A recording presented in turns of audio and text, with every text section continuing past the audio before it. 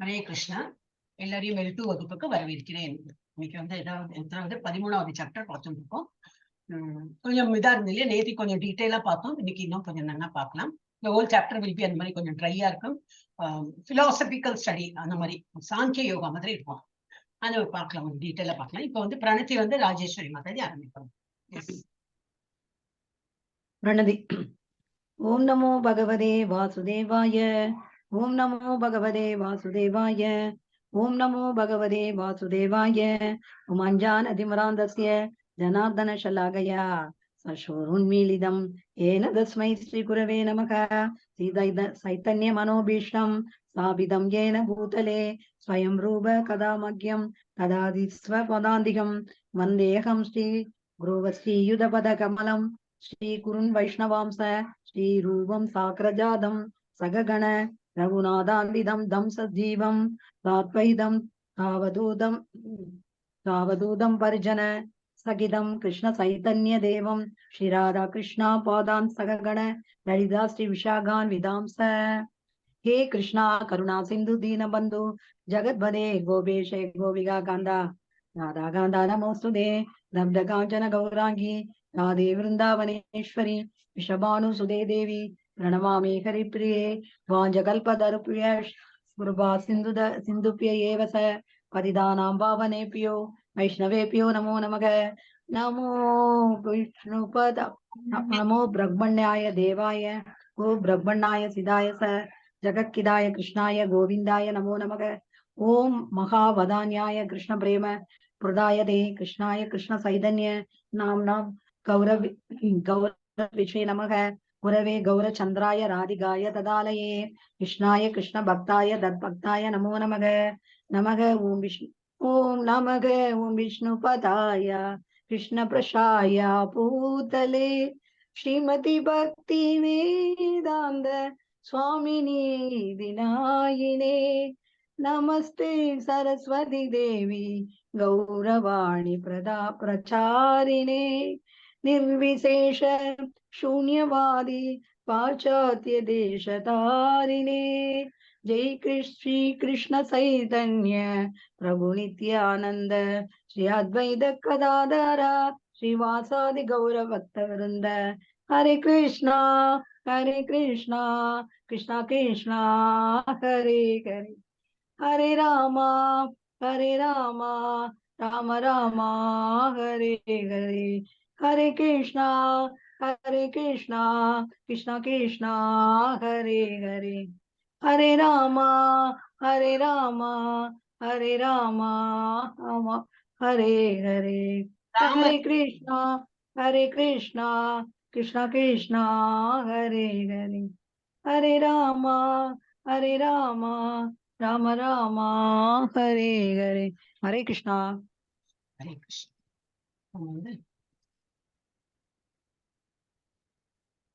இது நான் have to start explaining. நிறைய நேரம் கமலாவணி மாதாஜி படிச்சாங்க.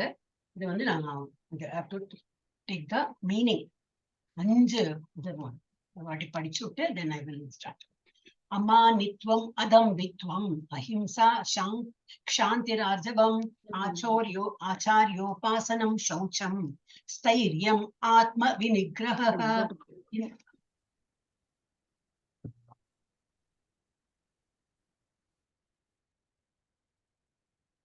इन्द्रियार्थेषु वैराग्यम् अनहंकार एव च जन्म मृत्युजरा व्याधि दुःख दोष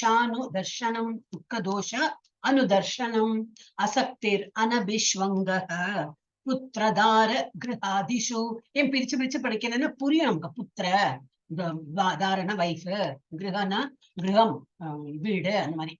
அசக்தி இதோட எல்லாம் கொஞ்சம் மீனிங் நமக்கு புரியும். நித்தியம் ச समचित्तत्वम् इष्ट अनिष्टो उपपत्तिषु महीचानन्ययोगेन भक्तिर् अव्यभिचारिणी विविक्त देशे सेवित्वम् अरतिर्जन संसदि अध्यात्म ज्ञान नित्यत्वम् तत्त्वज्ञानार्थ दर्शनम् एतज्ज्ञानम् इति प्रोक्तम् அஜ்ஞானம் எதத்தோன் அந்நியதாக. இதுதான் ஞானம், இது இல்லாம வேற என்னெல்லாம் ஞானம் நீங்க சொல்லணும், அதெல்லாம் அஜ்ஞானம் தான் அப்படின்னு. உத்தம் அஜ்ஞானம் எதோ அந்நியதா. அந்நியதா பாக்கி எல்லாமே அஜ்ஞானம் தான். ஓகே, அதோட என்ன கொடுத்துருக்கு பார்ப்போம். அடக்கம், கர்வமின்மை, அஹிம்சை, பொறுமை, எளிமை, ஆங்கீகரிக்கப்பட்ட ஆன்மீக குருவை அணுகுதல், தூய்மை, தளராமை, பர்சிவியரன்ஸ். முடியலையா, இன்னும் ட்ரை பண்ணும், இன்னும் ட்ரை பண்ணும்.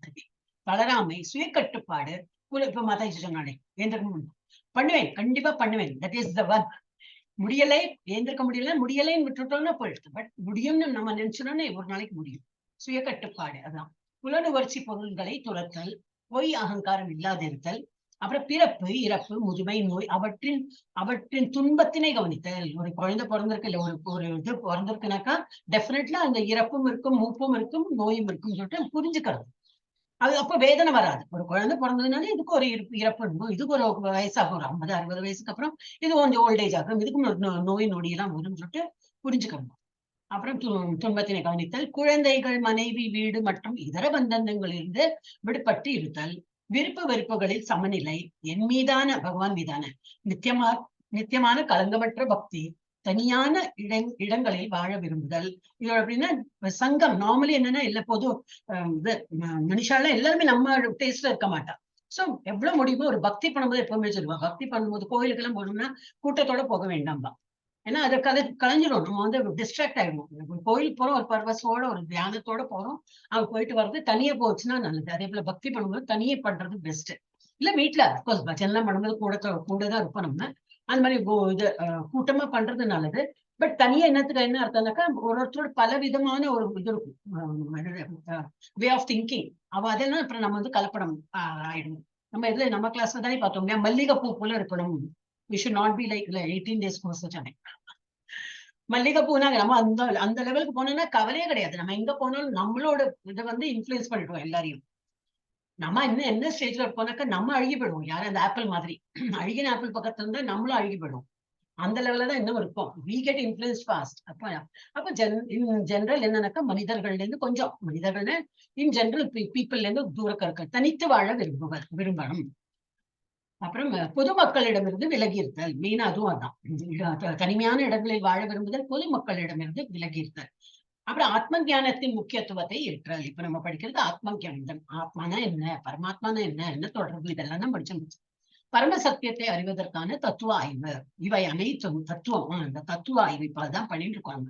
தத்துவமா பாக்கணும். இல்லாட்டா ஒரு ஊர்ல ஒரு ராஜா இருந்தா இவ படிச்சுனா அப்ப மாரல் ஆஃப் த ஸ்டோரி அந்த மாதிரி இது கதை இல்லை. This has to be little கொஞ்சம் மைண்ட் எல்லாம் அப்ளை பண்ணி கொஞ்சம் அந்த மாதிரி படிக்கிறது இது இம்பார்ட்டன்ட். இவை அனைத்தையும் நான் ஞானமாக அறிவிக்கின்றேன், இவற்றை தவிர மற்றவை அனைத்தும் அறியாமையே ஆகும். நான் அதை படிச்சேன், இதை படிச்சேன், இதை தவிர வேற ஏதாவது படிச்சோம்னா that is of no use. அப்ப நம்ம பௌதிக உலகத்துல என்னெல்லாம் படிக்கிறோம் இல்லையா, சர்டிபிகேட் ஓகே, அண்ட் பணம் சம்பாதிக்கிறதுக்கு ஓகே, ஒரு ஜாப் கிடைக்கும், அதுக்கு அது ஓகே. பட் ஆக்சுவல் ஆத்ம ஞானம் இஸ் இம்பார்ட்டன்ட். இங்கு விளக்கப்பட்டுள்ள ஞான முறையினை செயல்களத்தின் மூலக்கூறுகளுக்கு இடையிலான விளைவு. இங்கு விளக்கப்பட்டுள்ள ஞான முறையினை செயல்களத்தின் மூலக்கூறுகளுக்கு இடையிலான விளைவு என்று சிறுமதி படைத்த நபர்கள் சில சமயங்களில் தவறாக புரிந்து கொள்ள. சிறுமதினாக்கா லெஸ் இன்டெலிஜென்ட் பீப்புள். அவ என்ன நினைக்கிறேன், இங்க இப்ப நம்ம சொன்னோம் இதெல்லாமே வந்து ஞான முறையினை இது இப்ப நம்ம பார்த்ததெல்லாம் எப்படி ஞானமும் வளர்த்துக்கணும் இதெல்லாம். சோ இதெல்லாம் என்னதுனாக்கா செயல் களத்தின் மூலக்கூறுகளுக்கு இடையிலான விளைவு. நம்ம வந்து என்னது அவளுக்கு இது இப்ப இதை பத்தி நான் சொல்ல, அவளுக்கு வந்து இப்ப நம்ம வந்து நம்ம என்ன சொல்றோம், ஒரு கர்மா காரணம் தான் நம்ம வந்து பிறக்கிறோம். அந்த கர்மாக்கு நம்ம என்ன மாதிரி கர்மா பண்ணிருக்கோமோ போன ஜென்மத்துல accordingly we get another birth அப்படி படிக்கிறோம். அவளுக்கு அப்படி இல்லை. டூ பீப்புள் யுனைட் டுகெதர், ஒரு ஹஸ்பண்ட் ஒய்ஃப் யுனைட் பண்ணி ஒரு குழந்தை உருவாருது, ரெண்டு பேருக்கு ஆசை இருக்கு, இணையறாங்க குழந்தை. So they see only that aspect. அந்த மாதிரி. சோ இதுல வந்து அதை அப்ளை பண்ணி பார்க்கணும். செயல்களத்தின் மூலக்கூறுகளுக்கு இடையிலான விளைவு. அப்ப அவ என்னது செயல், நம்ம ரெண்டு பேரும் செயல் பண்றாங்க, அதோட விளைவு தான் இந்த பிரபஞ்சமே அந்த மாதிரிதான் ஆயிருக்கு. நாட் ஒன்லி குழந்தை பிறக்கிறது, எல்லாமே பிரபஞ்சம் எல்லாம் for them it is only one life, let us enjoy. அது ஒண்ணுதான் இருக்கும் கருத்து. ஏன்னா இது வந்து ரெண்டு என்ன சொல்லுவாங்க, மெட்டீரியல் வேர்ல்டு அந்த மாதிரி ஒரு கண்ணோட்டத்துல தான் அவ பாப்பா. சோ இது என்டையர் வேர்ல்டு அந்த மாதிரிதான் கிரியேட் ஆயிருக்கு அப்படின்னு. அவ ஆசைக்கு ஏற்ப இந்த ஒரு ஒண்ணு உற்பத்தி ஆயிருக்கு அப்படி. அது யாரு நினைக்கிற, சிறுமதி சிறுமதினா லெஸ் இன்டெலிஜென்ட் பீப்புள் அந்த மாதிரி நினைக்கிறாங்க, தவறாக புரிந்து கொள்கின்றனர். ஆனால் உண்மையில் இதுவே ஞானத்திற்கான சரியான வழிமுறையாகும். இவ்வழிமுறையை ஏற்றுக்கொண்டால் மட்டுமே பூர்ண உண்மையை அணுகுவதற்கான வாய்ப்பும் உண்டு. ஆனா இதை ஏத்துட்டு என்ன பண்ணணும், பூர்ண உண்மை என்னதுன்னு சொல்லிட்டு கண்டுபிடிக்கணும். இதே இந்த வழியிலே போலாம், ஆனா அது என்னது உண்மை என்னன்னு கண்டுபிடிக்கிறதுக்கு வாய்ப்பு உண்டு.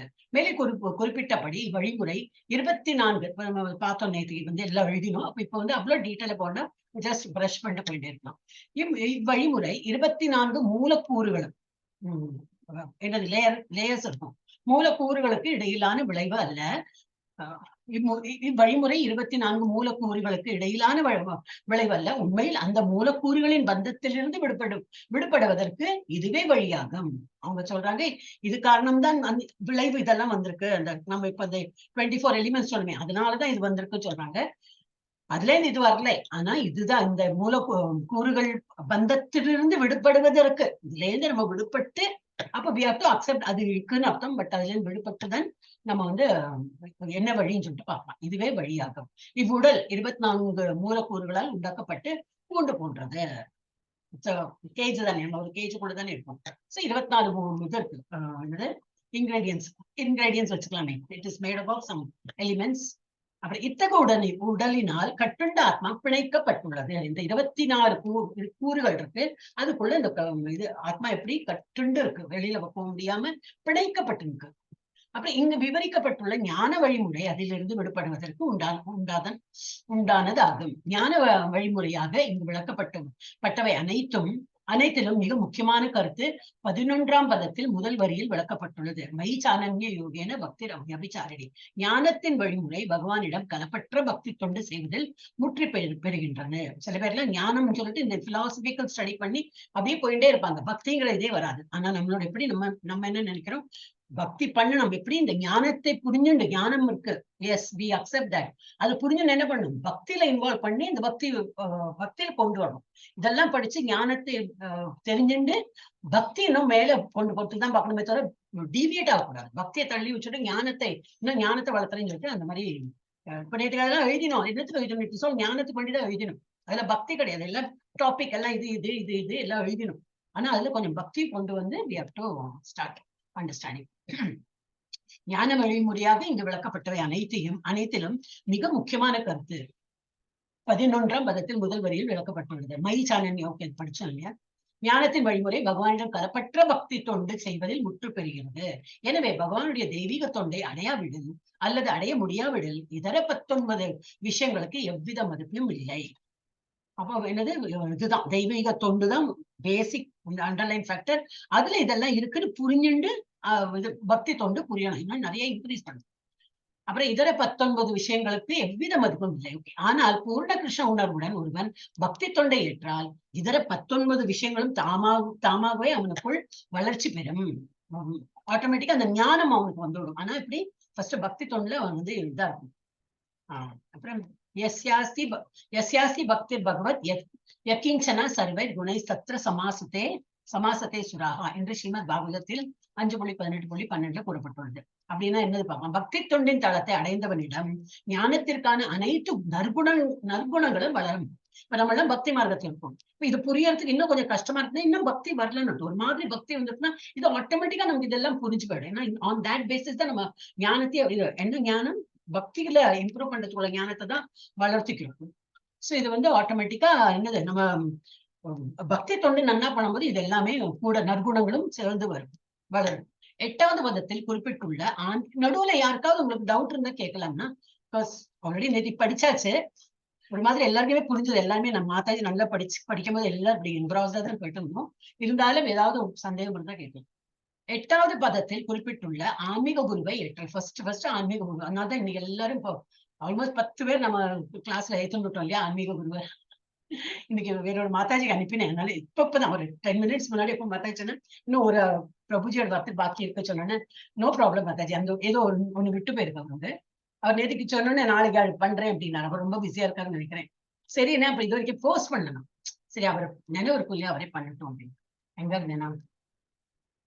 சோ அது சொன்னோன்னே she was also surprised. ஓ நல்லா போயிட்டு போங்க கிளாஸ் சொன்னா. எங்க போனீங்க? சோ இங்கதான் இருந்தேன். அங்க இருந்தேன். ஆன்மீக குருவை ஏற்றார். அப்ப நம்ம வந்து ஃபர்ஸ்ட் அந்த ஸ்டெப்புக்கு வந்திருக்கோம். என்னது, ஏன்னா அவதான் நமக்கு கைடு பண்ண போறான். சோ ஆன்மீக குருவை வந்து நாடின்னு போறோம். இன்னைக்கு வந்து இதுல டிஸ்கஸ் பண்ணாங்க எங்களோட பக்தி, என்னது பக்தி வைபவ், அந்த கிளாஸ் சண்டே இருக்கும் இல்லையா எங்களுக்கு. அதுல வந்து ஆகஸ்ட் எண்டு, நான் ஆகஸ்ட் ஃபர்ஸ்ட், இந்த மாச கடைசி இல்லாட்டா ஆகஸ்ட் ஃபர்ஸ்ட் நினைச்சேன். ஆல்ரெடி ஆயிடுச்சு. இந்த மாச கடைசினா இந்த வாரம். அவர் இப்போ வரல, ஆகஸ்ட் எண்டுக்கு வரப்போறார். அதுக்குள்ள வேற ஏதோ ஒரு இஸ்கான் போயிட்டு வரப்போறேன் சொன்னாங்க இந்த மாதிரி. அப்போ ஆகஸ்ட் எண்டுல உங்க ஃபார்ம்ஸ் எல்லாம் அங்க வச்சு எல்லாம் அவரோட இதெல்லாம் கிடைக்கும், உங்களுக்கு கிரேஸ் கிடைக்கும். என்னோட வந்து தீட்சை ஃபார்மும் போயிருக்கு, அதுக்கு நிலமும் இருக்கு. அதெல்லாம் பண்ணி அப்புறம் போகலாம். ஸோ மோஸ்ட்லி நான் போவேன். மோஸ்ட்லி இல்ல, தீட்சை பெறணும்னா போவேன். ஓகே, அப்ப இந்த என்ன படிச்சோம், எங்கேயோ போயிடுது. ஆன்மீக குரு சொன்னா எங்கேயோ போயிடுது. பரமபுருஷ பகவான் கிருஷ்ணர் அங்கே குருவை வந்து ஏற்கும் போது ஒருவனது தெய்வீக வாழ்வு தொடங்குகிறது. அப்ப இதுக்கு முன்னாடி என்ன இருந்தது, இப்ப நம்ம இப்போதான் ஃபார்ம் ஃபில், அப்போ இதுக்கு முன்னாடி என்னது, ஆல்ரெடி தெய்வீக வாழ்வு தொடங்கியாச்சு நம்ம. ஏன்னா யாரோ அடுத்து சொல்றாங்க, இந்த பாதையில போகணும் அப்படின்னு சொல்லிட்டு சொல்றாங்க, நம்ம எல்லாம் எடுத்து நடந்துன்னு இருப்போம். அப்புறம் குரு சொல்றதை கேட்டு நடக்கும்போது அந்த பாதையில நம்ம வந்து போயிட்டு தான் இருக்கோம், கரெக்டான பாதையில. அப்புறம் பரமபுருஷ பகவானான ஸ்ரீ கிருஷ்ணர் ஞானத்தின் இத்தகைய வழிமுறையே உண்மையான பாதை என்று தெளிவாக கூறுகின்றார். எது, குரு பரம்பரை. ஒரு குரு இருப்பார், அவர் வந்து சீடர்கள் சொல்லுவார். அந்த சீடர்கள்லாம் ஒரு காலத்துல அப்புறம் அவங்க குருவாங்க ஆவாங்க, அவங்க இன்னொரு சீடர்கள் சொல்லுவா, அந்த மாதிரி. இதற்கு அப்பாற்பட்டு எதை கற்பனை செய்தாலும் அது அபத்தமானதாகும். இங்கே விளக்கப்பட்ட ஞானத்தின் விஷயங்கள் ஒவ்வொன்றும் பின்வருமாறு ஆய்ந்து அறியப்பட வேண்டும். அடக்கம் என்றால் ஒரு டாபிக்கும் நல்லா டீட்டெயிலா கொடுத்திருக்கேன். நான் இதை எப்போ படிச்சேன் தெரியுமா, நான் L2 படிக்கும்போது இதை வந்து டீட்டெயிலா படிச்சிருக்கேன் இங்கிலீஷ். அந்த இதுல அதான் நினைச்சு பார்த்தேன், நேற்றுக்கு டீட்டெயில் நம்ம ஒருத்தரா படிச்சுட்டு இருந்தோம். இது வந்து கொஸ்டின் ஆன்சர் வரும், அதுல எழுதியிருக்கு. அடக்கம் என்றால் பிறரால் மதிக்கப்படுவதில் திருப்தி அடைய ஒருவன் ஆவலாக இருக்கக்கூடாது. அதான் எனக்கு ஒரு இம்பார்ட்டன்ஸ் வேணும், என்ன என்ன கண்டுக்கல, நான் வந்திருக்கேன் என்னன்னு பாக்கலையா அப்படின்னு சில பேர் சொல்லுவா. அது வந்திருக்கேன்னு நீ பேசினா தெரியும் வந்திருக்கேன் அப்படின்னு இல்ல, பட் தே எக்ஸ்பெக்ட் நம்ம வந்துட்டு யாரும் கண்டுக்கல அப்படின்னு. அது வந்து எல்லாம் இருக்கக்கூடாது. அப்ப அதுக்கு என்ன பேரு, அடக்கமா இருக்கணும். அடக்கம் என்றால் பிறரால் மதிக்கப்படுவதில் திருப்தி அடையும், அதுலதான் திருப்தி அடைவேன் அப்படின்னு சொல்லிட்டு இருக்கிறான்னு ஒருவன் ஆவலாக இருக்கக்கூடாது என்று பொருள். பௌதிகமான வாழ்க்கை பிறரிடம் இருந்து மரியாதையை பெற நம்மை தூண்டுகின்றது. ஆனால் தான் இந்த உடல் அல்ல என்பதை அறிந்து பக்குவ ஞானத்தில் இருக்கும் மனிதனின் கண்ணோட்டத்தில் மரியாதையும் சரி அவமரியாதையும் சரி இவ்வுடலை சார்ந்த அனைத்தும் உபயோகமற்றவை. இந்த உடல் நினைச்சாதானே என்னை யாரும் கண்டுக்கலன்னு சொல்றேன், நம்ம ஆத்மா தான் யார் பார்க்க போறாங்க. இப்ப நம்ம எல்லாருமே ஆத்மா தான். அந்த மாதிரி நினைச்சோம்னாக்கா நம்ம வந்தோம் போனோம் யாருக்கும் ஒண்ணும் தெரியாது. சோ வந்து எதிர்பார்க்க மாட்டோம். அப்ப அந்த உடல்ல இன்னும் யாரு அந்த மாதிரி இருக்காங்களோ இன்னும் அந்த உடல் சம்பந்தமா தான் இருக்கா, அப்ப ஞானம் இன்னும் வரலன்னு. சோ அதெல்லாம் நமக்கு சொல்ல என்னது, நமக்கு ஒரு டிக் மார்க் பண்ணிக்கிறது தான். ஓ நான் அப்படி இருக்கேன் இல்லையா, எஸ் நான் இன்னும் அந்த தளத்துக்கு வரல, so I have to improve அப்படின்னு நம்ம என்னது செக்லிஸ்ட் போட்டுக்கிறதுக்கு தான். அப்போ அவமரியாதையும் சரி விட மரியாதையும் சரி உடலை சார்ந்த அனைத்தும் உபயோகமற்றவை. வஞ்சகமான இந்த ஜட சக்தியின் பின் ஒருவன் ஆவலாக பறக்கக்கூடாது. மக்கள் தங்களது மதத்தின் அடிப்படையில் புகழ் பெற வேண்டும் என்பதில் மிகவும் ஆவலாக உள்ளனர். இதன் விளைவாக சில சமயங்களில் மத நெறிகளை பற்றி புரிந்து கொள்ளாமல் மத நெறிகளை உண்மையில் பின்பற்றாத ஏதேனும் ஒரு கூட்டத்துடன் ஒருவன் இணைவதையும் அதன் பின்னர் தன்னை மத ஆலோசகனாக விளம்பரம் செய்து கொள்ள விரும்புவதையும் நாம் காண்கிறோம். நிறைய பேர் வந்து அப்படிதான் ஒரு ஆர்வத்துல சேர்ந்துவா, அப்புறம் அதுல ஏதோ ஒண்ணு கொஞ்சம் தூக்கி வச்சு நீ நல்லா ஜப்பா பண்றேன் ஓ சம்திங் சொல்லுவா. ஓ அப்படியா, அப்ப நீ வந்து வை டோன்ட் யூ ப்ரீச். ஓ சரி நான் ப்ரீச் பண்ணேன், ஆனா என்ன ஒண்ணும் தெரியாது. சோ ஒரு மாதிரி ஒரு கர்வம் வந்துடும், இதெல்லாம் அப்ப இது சிக்கல்ல மாட்டினா போதும். சோ அந்த மாதிரி ஒரு கூட்டத்துடன் ஒருவன் இணைவதையும் அதன் பின்னர் தன்னை மத ஆலோசகராக விளம்பரம் செய்து கொள்ள விரும்புவதையும் நாம் காண்கிறோம். ஆன்மீக விஞ்ஞானத்தின் உண்மையான மேம்பாட்டை பொறுத்தவரை தான் எவ்வளவு உண்மையில் உள்ளோம் என்பதை காண ஒருவன் தன்னை சோதனை செய்து பார்க்க வேண்டும். அதனாலதான் இப்ப நம்ம வந்து இந்த இது எங்களுக்கு பக்தி சாஸ்திரம் அது இருந்தது. டெய்லி சார்ட் நம்ம வந்து ராத்திரி படுக்கிறதுக்கு முன்னாடி எவ்வளவு ஜப்பா பண்ணணும், காத்தால மங்களாரதி பார்த்தோமா, எஸ் எல்லாம் பண்ணணும். நான் சும்மா எஸ் போட்டேன்னா பாக்குறவா இருக்காங்க. there are people. நான் சொன்னேன் நம்ம இதுலயே வாட்ஸ்அப்லயே 2 டெம்பிள் அத்தாரிட்டிஸ் இருப்பாங்க. நம்ம என்ன எழுதுறோம் அவன் எப்ப பாக்குறாங்க தெரியாது, எல்லா வாட்ஸ்அப் குரூப்லயும் இருப்பாங்க. ஆக்சுவலி 3 பேர் இருப்பாங்க. அதுல வந்து அவங்க வந்து அவங்களை எனக்கு தெரியும், அவங்க விட்டு போயிடுவாங்க, எல்லாம் கிரியேட் பண்ணிட்டு போயிடுவாங்க. அப்புறம் 2 அத்தாரிட்டிஸ் இருப்பாங்க. அதனால குரூப்ல எல்லாம் எழுதும்போது கொஞ்சம் கேர்ஃபுல்லா எழுதணும் அப்படின்னு. என்ன தேர் வாட்சிங், நம்ம என்ன பேசுறோம் ஏது, டெம்பிள் காரங்க இருப்பாங்க, நல்லதுக்கு தானே இல்லையா? நம்ம இல்லாட்ட வழி மாறி போயிட்டோம்னாக்க என்ன பண்றது, அதுக்கு வேண்டிதான். சோ இதுக்கு சொல்லி மேம்பாட்டை பொறுத்தவரை தான் எவ்வளவு முன்னேறியும் அப்புறம் என்ன, அதனாலதான் நம்ம வந்து இப்ப இதெல்லாம் போடுறோம் இல்லையா? எங்களுக்கு சார்ட் அந்த மாதிரி போடணும் டெய்லி, சாதனா சார்ட் அப்படின்னு டெய்லி எவ்ரி மந்த் அது ஒண்ணு இது மேல உள்ள மந்த் மாத்திரம் சேஞ்ச் பண்ணுவா போட்டுருந்தோம்.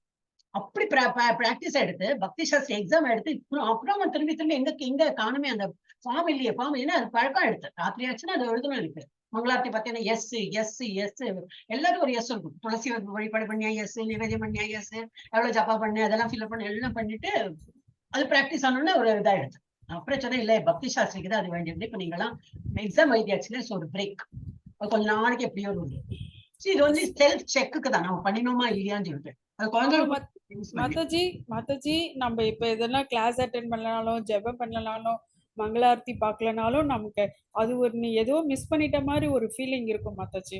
கண்டிப்பா மனசு உறுத்திக்கிட்டே இருக்கும். ஐயோ நம்ம இது செய்யலையே இதை செய்யலையே, அது ஏன் அப்படின்றது நமக்கு தெரியல. இந்த ஹேபிட்லாம் நமக்கு ஃபர்ஸ்ட்ல இருந்து இல்ல. இப்போ இதுல இப்போ இந்த 4 monthsல நமக்கு இது ஒரு ஹேபிட் வந்திருக்கு. ஐயோ நம்ம படிக்கலையே, புக் படிக்கலையே, பிளேலிஸ்ட் கேட்கலையே. இல்ல நம்ம ஒரு சீரியல் பார்த்து பழகிட்டோம் வச்சுக்கோங்க, ஒரு வாரம் கண்டினியூஸா பார்த்தோம்னா அது எண்டனாக்கா ஒரு மாதிரி யூ ஃபீல் ஒரு மாதிரி இருக்கும். ஏன்னோ விட்டா போல ஐயோ அதுக்குள்ள எடுத்தா சீரியல் இந்த நேரத்துல அதுதானே பார்ப்போம். எதுவுமே பழக்கம் தானே, அதுக்கு நல்லதே பழகிக்கலாமே, கெட்டதை பழக வேண்டாம். கெட்டதுன்னா அது அவசியம் இல்லை நமக்கு, ஏன்னா அதுல ஒண்ணு நம்ம இம்ப்ரூவ் ஆக போறது. நம்ம 3 days மங்களாரத்தி பார்த்துட்டு இப்ப எனக்கு பார்க்கலன்னா அது ஒரு மாதிரி இருக்கு மாதாஜி. ஐயோ நம்ம மங்களாரத்தி பார்க்கலையே சாண்ட் பண்ணலையே, இப்படியே ஃபீலிங் இருக்கு. அதுதான் என்ன சொல்றோம், அது வந்து எல்லாம் எவ்வளவு நம்ம முன்னேறி உள்ளோம் என்பதை காண ஒருவன் தன்னைத்தானே சோதனை பண்ணிக்கிறது தான். வேற யாருக்கு இது காட்டுறதுக்கே இல்லை. ஏன்னா பகவானுக்கு தெரியும் நம்ம என்ன பண்றோம், யாரையும் ஏமாத்த வேண்டாம். அண்ட் பகவான் நம்மளை பார்த்துன்னு தானே இருக்கா, நம்ம முன்னூற்றாளுக்கு காட்டுறதுக்கு நமக்கு போடவே வேண்டாம். சோ அந்த இது நான் ஜப்பாவோட சொல்றேன், ஜப்பா கணக்கெல்லாம் அந்த இது என்னது மங்களாரத்தி இதெல்லாம் சும்மா அது மோட்டிவேஷன் பண்றதுக்கு தான் அது ஆரம்பிச்சோமே தவிர இது is only for self check. எவ்வளவு முன்னேறியுள்ளோம் என்பதை காண ஒருவன் தன்னை சோதனை செய்து பார்க்க வேண்டும். இங்கு கொடுக்கப்பட்டுள்ள விஷயங்களை வைத்து அவன் தீர்மானிக்கலாம் அப்படின்தான் கொடுத்திருக்கு. அஹிம்சை என்பது உடலை கொல்லாமல் இருப்பது அல்லது அழிக்காமல் இருப்பது என்ற பொருளில் பொதுவாக உபயோகப்படுத்துகிறது. அஹிம்சை not to kill anything, harm பண்ணக்கூடாது. வாய் வார்த்தையாலும் சரி, கையாலையும் சரி, மீன்ஸ் சொற்களாலையும் சரி, மனதாலையும் சொல்லக்கூடாது, அந்த மாதிரி சொல்றோம். அது வந்து ஜெனரல் டேர்ம். ஆனால் உண்மையில் அஹிம்சை என்றால் பிறரை துன்பத்திற்கு உள்ளாக்காமல் இருப்பது. நம்ம வந்து பேசுறோம், நம்ம பேசுறது வந்து ஒரு ஃப்ரஸ்ட்ரேஷன் பேசுறோம், இதனால அவனுக்கு பாதிப்பு ஏற்பட்டதா அதை வந்து நம்ம பார்க்கணும். சோ அது வந்து அதுதான் பொருள் சொல்லிட்டு இதை போட்டிருக்கு. அதுதான் வந்து உள்ளாக்காமல் இருப்பது என்று பொருள். பொதுவாக பௌதிகமயமான வாழ்வு என்னும் அறியாமையினால் மக்கள் பிழைக்கப்பட்டுள்ளனர். இதனால் அவர்கள் இடையராது ஜட துன்பங்களை அனுபவிக்கின்றனர். எனவே ஆன்மீக ஞானத்தின் தளத்திற்கு ஒருவன் மக்களை உயர்த்தாவிடில் அவன் அஹிம்சையை பயிற்சி செய்கிறான். எனக்கு தெரியாது அவன் என்ன பேசுறான் ஏது பேசுறான், அதனால யாரெல்லாம் ஹர்ட் ஆறாங்கன்னு அவனுக்கு தெரியாம இருக்கு. மக்களிடம் உண்மையான ஞானத்தை விநியோகிப்பதற்கு ஒருவன் தன்னால் முயன்ற அளவு முயற்சி செய்ய வேண்டும். அதன் மூலம் மக்கள் தெளிவு பெற்று இந்த ஜட உலக பந்தத்திலிருந்து விடுதலை பெற முடியும். இதுவே அஹிம்சை எனப்படும். அஹிம்சாவுடைய டீட்டெயில் கொடுத்துருக்காங்க உங்களுக்கு வரும். இது வந்து உங்களுக்கு கண்டிப்பா உங்களோட அந்த கொஸ்டின் வரும். அப்புறம் பொறுமை. பொறுமை என்றால் என்ன? பொறுமை என்றால் மற்றவர்களிடமிருந்து அவமரியாதையையும் நிந்தனையையும் தாங்கிக் கொள்ள பயிற்சி பெற்றவனாக இருக்க வேண்டும். டாலரன்ஸ் என்று பொருள். ஆன்மீக ஞானத்தின் முன்னேற்றத்தில் ஒருவன் ஈடுபட்டிருந்தால் பிறரிடமிருந்து பற்பல நிந்தனைகளையும் அவமதிப்பையும் பெற வேண்டியிருக்கும். நம்ம இஸ்கான் டெம்பிள்லயே பார்த்ததுனாக்கா பிரபுஜி சும்மால இருக்க மாட்டார். ஏன் அது அவங்க இருக்கு ஏது இங்க இருக்கு வேலை பண்ணிட்டே இருக்கணும். அவங்க கோயில் கிளீனிங்ல இருந்து அவர் அதுக்கு அன்னைக்கு சொல்லிட்டு இருந்தார். இதுல பாகவதம் சொன்ன எங்க காணுமே இந்த இது என்னத்துக்கு காணும் சொன்ன என்னவோ சொன்னார். காணுமே அப்படின்னா இல்ல அவன் வந்து கிளாஸ் எடுக்க போயிருக்கான். சோ அவ அங்க இருக்கிறவ கிளாஸஸ் எடுக்கிறான். நமக்கு அது தெரியாது. ஏன்னா அங்க வந்து இங்கிலீஷ் கிளாஸ் எடுக்கும். ஒரு ஃபாரினர் மாதிரி ஒருத்தன் யூரோப்பியன் பிள்ளை, அவன் வந்து இங்கிலீஷ்ல கிளாஸ் எடுப்பான். பாக்கி எல்லாம் கன்னடா கிளாஸ், தெலுங்கு கிளாஸ், அவெல்லாம் கிளாஸும் எடுப்பா. பாத்திரமும் கழுவணும், சமைக்கவும் வேணும், அந்த பகவானுக்கு நைவேத்தியம் பண்ணணும், ஊட்டி பெருக்கணும். அங்கெல்லாம் வேலைக்காரி இதெல்லாம் கிடையாது. அவளே சமைக்கணும், பகவானுக்கு நைவேத்தியம் பண்ணணும், அங்க இருக்கிறவளுக்கு எல்லாம் கொடுக்கணும். அது வந்து இப்ப நிறைய பேர் அங்க இருக்கா. ஐ திங்க் முன்னாடியே ஒரு 50-80 பேர் இருக்கான்னு நினைக்கிறேன். அவ்வளவு பேருக்கு சமைக்கணும், சமைக்கன்னு தெரிஞ்சிருக்கணும். அப்புறம் புக்கு விநியோகம் பண்றது போவாங்க பிட்வீன், அது வேற பண்ணணும். அப்புறம் ஜபம் பண்ணணும். ஜபம் பண்ணலைன்னா எப்படி? It's an offence. எல்லாருக்கும் ஜபம் பண்ணு சொல்லிட்டு அவங்க பண்ணலைன்னா அப்படி ஜபமும் பண்ணோம். காலையில 4:30 மணிக்கு எதுக்கு தான் வேணும், அங்க இருக்கிறவங்க எல்லாரும் நிக்கிறாங்க. இல்ல இன்னைக்கு பிரபுஜி அவரோட ரூம்லயே இருந்தார். உடம்பு முடியல என்ன தெரியல, இல்லாட்ட வருவார் இல்ல. இன்னைக்கு அவர் ரூம்லயே இருந்தார், ஜபா பண்ணணும்னு பாக்குறேன். நமக்கு there is no vacation for devotion. குழந்தைகள் சொல்ற அவ்வளவுதான். சண்டே இன்னைக்கு தூங்கிட்டேன், சண்டே தான். அது பகவான் இந்த சிஸ்டம் எல்லாம் ஒர்க் பண்ணி ஒரு நாளைக்கு அந்த ஹார்ட் சொல்லும் today Sunday I will not பீட்னாக்க என்ன ஆகும்? இல்ல டைஜஷனா இருக்கட்டும், எனி திங் எல்லாம் அது பாட்டுக்கு, அதுக்கு சண்டே கிடையாது, ஒண்ணும் கிடையாது. அப்ப நம்மளும் என்னது பகவான் அந்த மாதிரி பண்ணி இனிமே எல்லாரும் பண்ணிட்டு தான் இருக்கோம். ஜஸ்ட் ஒரு அப்ப இது என்னது ஆன்மீக ஞானத்தின் முன்னேற்றத்தில் ஒருவன் ஈடுபட்டிருந்தால் பிறரிடம் இருந்து பற்பல நிந்தனை. இது சொன்னேன். இப்ப பிரபுஜி சும்மா இருக்க மாட்டேன், எப்படியோ சொல்லிட்டு இருப்பாரு. எனதுனாக்கா அது பண்ணு இதை பண்ணு அது பண்ணு இன்னும் சும்மா உட்காந்துருக்கா இல்ல. அதனால கோவம்லாம் வரக்கூடாது. ஆன்மீகத்திலயும் வந்து கோவம்லாம் வரக்கூடாது. அது வந்து தாங்கிக்கிற சக்தி. ஒருத்தர் குருன்னு ஸ்தானத்தை சொல்றாருன்னா எஸ் ஏத்துக்குதான் வரும். பற்பல நிந்தனைகளையும் அவமதிப்பையும் பெற வேண்டியிருக்கும். அப்புறம் ஜட இயற்கையின் அமைப்பு இவ்வாறு இருப்பதால் இது எதிர்பார்க்க கூடியதே. கண்டிப்பா இது வந்து எதிர்பார்க்கணும். யாரோ ஏதோ நம்மள ஒருத்தர் புகழ்த்தினா 10 பேர் இருப்பா நம்மள இகழத்துக்கு. அப்போ ஒருத்தர் நல்ல புகழ்த்தினா அப்ப நீ புகழ்த்துறியா அப்படின்னு எக்ஸ்பெக்ட் பண்ணக்கூடாது. ஏன்னா 10 பேர் இருப்பா நம்மளை இகழ்த்துறது. அப்புறம் 5 வயது சிறுவனான பிரகலாதன் கூட அவனது தந்தை அவனது பக்திக்கு விரோதியான போது பெரும் ஆபத்திற்கு உள்ளாக்கப்பட்டான். பற்பல வழிகளில் அவனை கொலை செய்ய அவனது தந்தை முயற்சி செய்தும் கூட பிரகலாதன் அவரை பொறுத்து கொண்டார். எனவே ஆன்மீக ஞானத்தில் முன்னேற்றம் அடைவதில் பற்பல தடங்கள் இருக்கலாம். ஆனால் நாம் பொறுமையுடன் இருந்து நமது முன்னேற்றத்தை உறுதியுடன் தொடர வேண்டும். சோ நான் மூட் ஆஃப் ஆயிட்டேன், வீட்டுல சரியில்லை மாதாஜி அப்படியெல்லாம் ஒண்ணுமே எதிர்பார்க்கணும். நான் என்ன அன்னைக்கு யாரோ எழுதினோன்னு, யாரோ எனக்கு தெரியும் யாருன்னு, பட் எழுதினோன்னு என்ன சொன்னேன்னா அப்படிதான் இருக்கும். வீட்டுல ஃபர்ஸ்ட் நம்ம வீட்டை பார்க்கணும். ஏன்னா நம்ம வீட்டுல இருக்கோம். வீட்டுல மனுஷால் எல்லாம் வந்து சண்டை போட்டு நான் இப்படிதான் இருப்பேன் எனக்கு பார்க்கணும் அந்த மாதிரி எல்லாம் சொன்னேன்னா அப்புறம் ஹேட்ரட் வந்துடாம வீட்டுலதான் இருக்கணும். we can do it. அவங்க எல்லாம் இப்போ இருக்காங்க, முள்ள அவங்களுக்கே தெரிய வரும். சரி அவங்க இல்லாத நேரத்துல ஜப்பா பண்ணலாம். அவங்க இல்ல அப்படிதான். நான் வந்து என்னோட ஃபர்ஸ்ட் L2 ஸ்டூடெண்ட் இருக்கேன். இப்ப நல்லா அட்மினா இருக்கா. எப்பவுமே கால் பண்ணி பேச வேலை பண்ணுவா. என்னோட கிளாஸ் அட்மினா தான் இருக்கா. அவள் எப்ப சொல்லுவேன் வீட்டுக்காரெல்லாம் இப்படி சொல்றா, நானே ஒல்லியா இருக்கேன்னா இங்க உனக்கு உடம்பு முடியாம வந்துடும் அப்படின்னு. அந்த மாதிரிதான் எனக்கு எப்பதான் மயக்கம் போட்டு விடணும். அப்ப எதையும் பண்ற நீ உபவாசம் யாரு இருக்க சொல்ற அந்த இது ஏகாதசி இது வருகால இருக்கு பண்ணாதே சொல்லிட்டேன். நீ பண்ணாது, this is not for you. Medically ஃபிட்டா இருக்கா, வீட்டுல எல்லாரும் சரி சரி சொல்ல. ஏன்னா 2 குழந்தைகள் இருக்கா, வீட்டை பாத்துக்கணும். இப்பெல்லாம் மாமனார் இறந்து போயிட்டா, இதெல்லாம் இருக்கு இல்லையா. நம்ம வீடை ஃபர்ஸ்ட் பாக்கணும். வீட்டுல உள்ள மனுஷாலையெல்லாம் அவளையெல்லாம் இந்த சண்டைக்கு ஆளாக்கி நம்ம வந்து அப்புறம் இதுல எல்லாம் பிரயோஜனம் இல்லை. சோ நம்ம வந்து எல்லாம் மாதாஜி இந்த ஹாபிட்லாம் இப்ப சடனா வந்ததுனால இத ஃபாலோ பண்ண முடியல மாதாஜி. அது வரும் அப் அண்ட் டவுன் வந்துட்டே இருக்கும் மாதாஜி. அப் அண்ட் டவுன் வந்துட்டே இருக்கும். அப்புறம் ஒரு வந்து கிளாரிட்டி வரும். இப்ப நம்ம கலக்கணும் வச்சுருவோம், அப்புறம் எல்லாம் தண்ணி கலங்கி போகும்போது எப்படி இருக்கும், ஒரு மாதிரி இருக்கும், மங்க கலரா இருக்கும். அப்புறம் கலங்கி மெதுவா எல்லாம் செட்டில் ஆன அப்புறம் மேல தெளிவு வரும் இல்லையா. அது மாதிரிதான் எல்லாரோட லைஃப்லயும் உள்ளதுதான் மாதாஜி. நான் வந்து மேல இருந்து குதிக்கல, என்னோட லைஃப்லயும் இருக்கு. எங்க வீட்டுல யாரும் இஸ்கான்ல கிடையாது. அப்ப இன்னைக்கு நான் ஃப்ரீயா இருக்கேன்னா எங்க வீட்டுல யாரும் இல்ல. அதனால மனித விவாதம் இருந்ததுனாக்கா எனக்கு கஷ்டம் தான், இதெல்லாம் அட்டென்ட் பண்றது கஷ்டம் தான். அதனால இட் இஸ் தேர். எல்லாரும் இஸ்கான்ல இருந்ததுன்னா ஒரு மாதிரி போயிட்டு they will understand அப்படி அந்த மாதிரி இருக்கும். அப்ப நம்ம வந்து பொறுத்துதான் போறோம், வேற வழி இல்லை. நமக்கு தெரியும் இது நல்ல வழிங்கிறது. அப்புறம் என்ன ஆகுனாக்கா இதெல்லாம் பார்த்து அவங்களே மெதுவா வர ஆரம்பிப்பாங்க. அதனாலதான் வந்து எல்லாரும் பிரசாதம் கொடுப்போம் சொல்லிடுறாங்க. என்னன்னாக்கா காலையில நம்ம என்ன காலையில இல்லை என்னது இந்த டே டு டே லைஃப்ல நம்ம என்ன பண்றோம் எல்லாம் பகவான் நிவேதியம் பண்ணி அதை தான் எல்லாரும் சாப்பிடுறா அப்படின்னாக்கா ஒரு இது என்னது சித்த சுத்தி வரும். அது வந்து we can practice. ஓகே. அப்புறம் அவனது பக்திக்கு விரோதியான படிச்சிருக்கேன். ஆன்மீக ஞானத்தை வளர்ப்பதில் ஈடுபட்டிருந்த 5 வயது சிறுவனான பிரகலாதன் கூட அவனது தந்தை அவனது பக்திக்கு விரோதியான போது பெரும் ஆபத்திற்கு உள்ளாக்கப்பட்டான். பற்பல வழிகளில் அவனை கொலை செய்ய அவனது தந்தை முயற்சி செய்தும் கூட பிரகலாதன் அவரை பொறுத்து கொண்டான். எனவே ஆன்மீக ஞானத்தில் முன்னேற்றம் அடைவதில் பற்பல தடங்கள் இருக்கலாம். ஆனால் நாம் பொறுமையுடன் இருந்து நமது முன்னேற்றத்தை உறுதியுடன் தொடர வேண்டும். அப்ப என்ன பண்ணணும், நமக்கு தெரியணும் எப்ப பண்ணலாம். சரி அவளுக்கு முன்னாடி பண்ண வேண்டாம், அவ இல்லாய்க்கு இருக்க மாட்டாங்க இல்லையா. சரி அந்த மாதிரி டைம்ல நம்ம பண்ணலாம். காலையில் சீக்கிரம் அவங்க தூங்குற நேரம் இல்ல அவங்க தூங்கின அப்புறம் அந்த மாதிரி எப்ப வேணா பண்ணலாம்.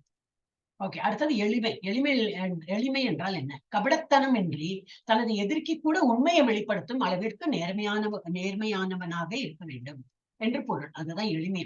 ஆன்மீக குருவை ஏற்பதை பொறுத்தவரையில் அது மிகவும் அத்தியாவசியமானதாகும். ஏனெனில் அங்கீகரிக்கப்பட்ட ஆன்மீக குருவின் உபதேசங்கள் இன்றி ஆன்மீக விஞ்ஞானத்தில் முன்னேற்றம் காண முடியாது. ஒருவன் பூர்ண அடக்கத்துடன் ஆன்மீக குருவை அணுகி அவருக்கு எல்லா விதமான சேவைகளையும் அர்ப்பணிக்க வேண்டும். இது வந்து நமக்கு இப்போ உண்மை நம்ம என்ன சேவை பண்றோம் குருகுல வாசத்துல? Yes, this is applicable. இப்ப நம்ம என்ன பண்றோம், வீட்டுல இருக்கோம், அட்லீஸ்ட் அவர் எழுதின புக்ஸை நம்ம படிக்கிறோம் இல்லையா? ஆன்மீக குருவோட புக்ஸ் படிக்கிறோம். அது வந்து ரெகுலரா நம்ம வந்து எவ்வளவு முடியுமோ நிறைய எழுதியிருக்க புக்ஸ் அதெல்லாம் நம்ம வந்து படிக்கலாம். அதாவது அந்த மாதிரி நம்மளோட ஒரு சேவை, அது ஒரு சேவை தானே. அவர் அதானே சொல்றாரு, நான் இருக்கேன் புக்ஸ்ல, நான் இருக்கேன், சோ யூ ரீட். அதே எனக்கு வந்து மரியாதை கொடுக்குறா அவ்வளவுதான். அதன் மூலம் அவர் திருப்தி அடைந்து தனது ஆசிகளை சீடனுக்கு வழங்கும்படி நடந்து கொள்ள வேண்டும். அங்கீகரிக்கப்பட்ட ஆன்மீக குரு கிருஷ்ணருடைய பிரதிநிதி என்பதால் அவர் தனது சீடனுக்கு ஏதேனும் ஆசிகளை வழங்கினால் அது அந்த சீடனை உடனடியாக முன்னேற்றம் அடைய செய்யும். பகவானோட ஆசி பெறத்துக்கு தானே நம்ம எல்லாம் பகவானை திருப்தி பண்ணோம், பகவானை திருப்தி பண்ணணும்னு சொல்லிட்டு ஒவ்வொரு ஆக்டும் நம்ம பண்ணிட்டு இருக்கோம். அப்போ பகவான் இருக்கார், பகவானோட பக்தனை திருப்தி பண்ணா பகவான் இஸ் ஆஸ் குட் அஸ் பகவானே ஹாப்பியான போலதான். சோ பகவான் பக்தன் யாரு? நம்ம ஆன்மீக குரு எல்லாம். சோ அவன் ஒழுக்க நெறிகளை கடைபிடிக்காவிட்டாலும் கூட வேறு விதமாக கூறினால் எதிர்பார்ப்புகள் ஏதுமின்றி ஆன்மீக குருவிற்கு சேவை செய்பவனால் ஒழுக்க நெறிகளை சுலபமாக பின்பற்ற முடியும். ஓகே, இம்மிடியேட்டா அவன் வந்து காலையில இருந்து வாட்டவர் அவனுக்கு அந்த பக்தி வரல, சரி அது வரலையே, அவனுக்கு அட்லீஸ்ட் சேவை பண்ணு. அந்த ஆன்மீக குருக்கு சேவை பண்ண பண்ண பண்ண என்ன ஆகும், இது ஒழுக்க நெறிகள்லாம் ஆட்டோமேட்டிக்கா வரும், பக்தியும் வரும். அந்த மாதிரி 12th சாப்டர்ல நம்ம பண்ணபடி 12th சாப்டர் நம்ம பார்த்தோம். படிப்படியா இம்ப்ரூவ் ஆகும்.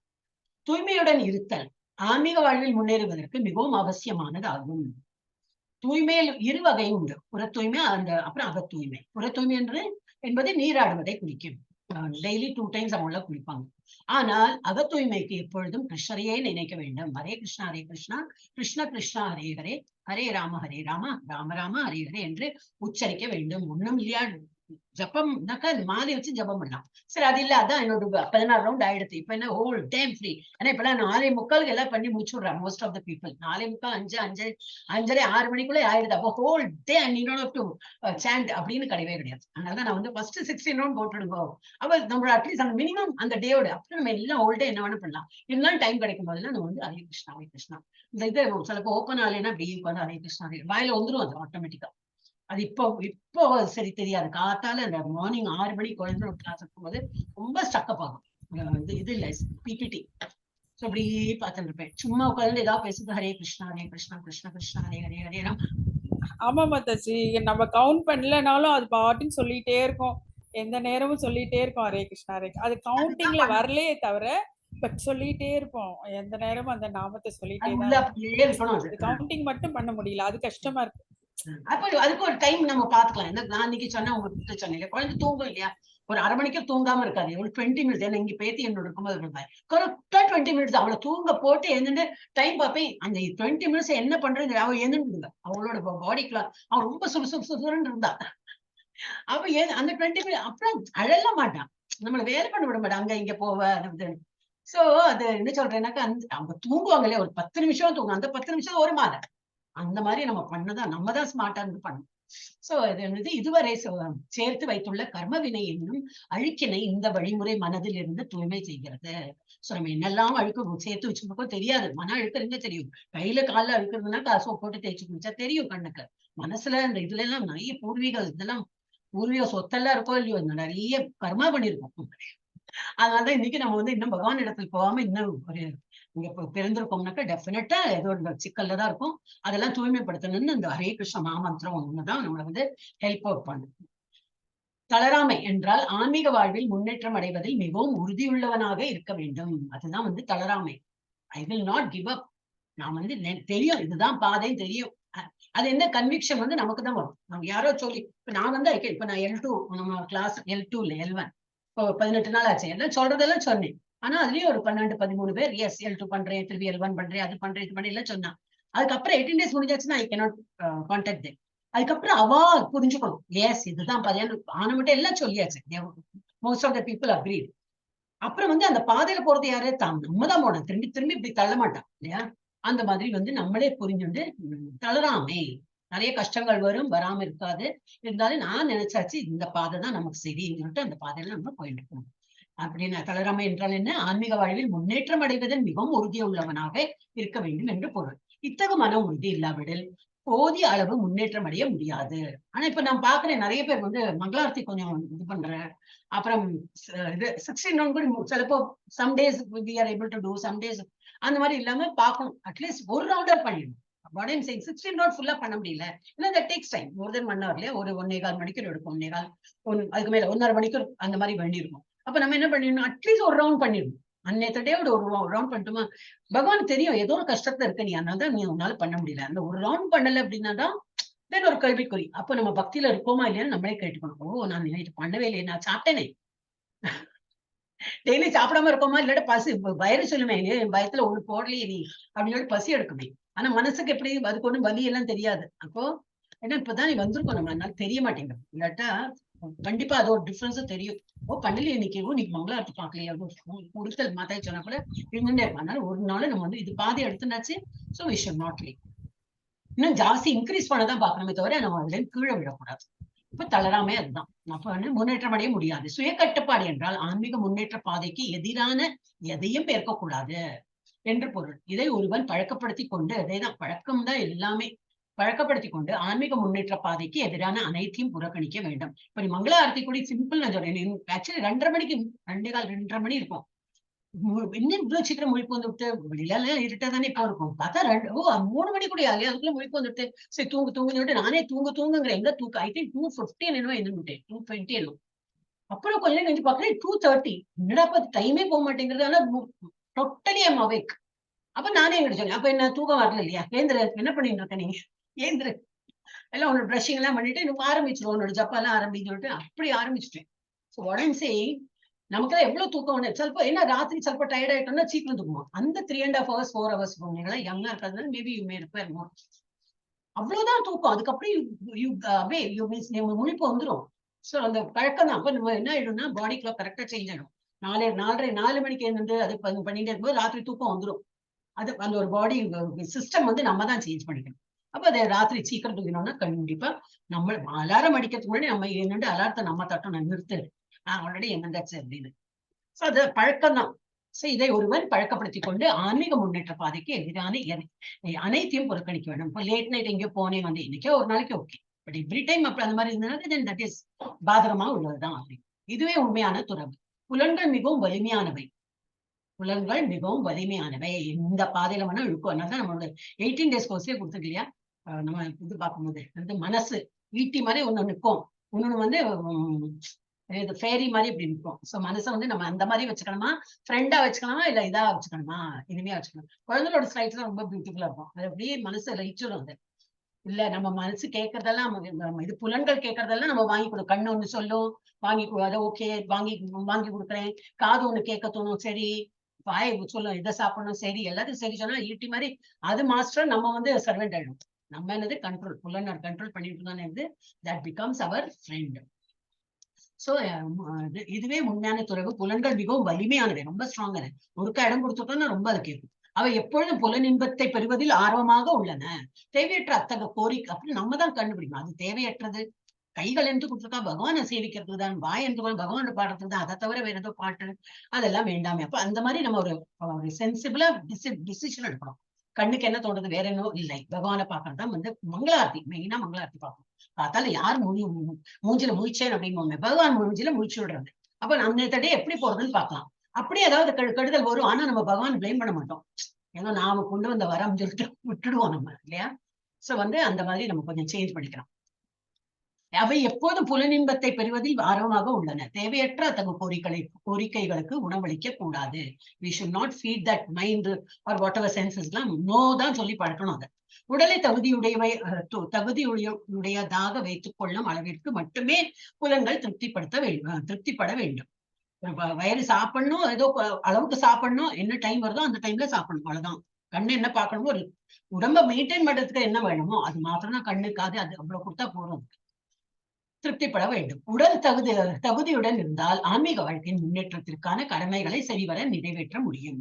மிக முக்கியமானதும் கட்டுப்படுத்த முடியாததுமான புலன் நாக்கு. ஒருவனால் நாக்கை கட்டுப்படுத்த முடிந்தால் பிறவி இதர புலன்களை கட்டுப்படுத்துவதற்கான சாத்தியம் உள்ளது. நாக்கு ஃபார் எவ்ரிதிங்.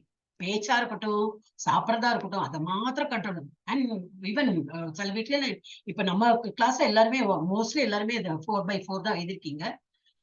இது என்னது என்னோட L3 L4 படிக்கும்போது 2 சேர்ந்து இருந்தது. L3 L4 படிக்கும்போது பெரிய இஷ்யூ இருந்தது. அப்போ ஒரு டாக்டர் ராகுல் நான் வந்து வேலைக்கு போறேன், நான் வந்து ஹாஸ்பிட்டல் போறேன், எனக்கு சமையல் பண்ணி கொடுத்தாதான் நான் சாப்பிட முடியும்.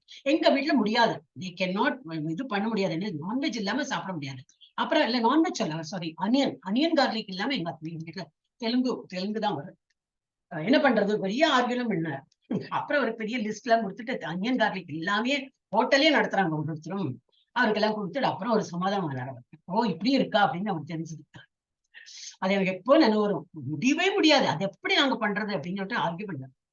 சோ ஒரு நாள் நாக்கை கட்டுப்படுத்த முடிந்தால் அதை நல்லா கட்டுப்படுத்தணும். ஆப்ஷன் நிறைய இருக்கு.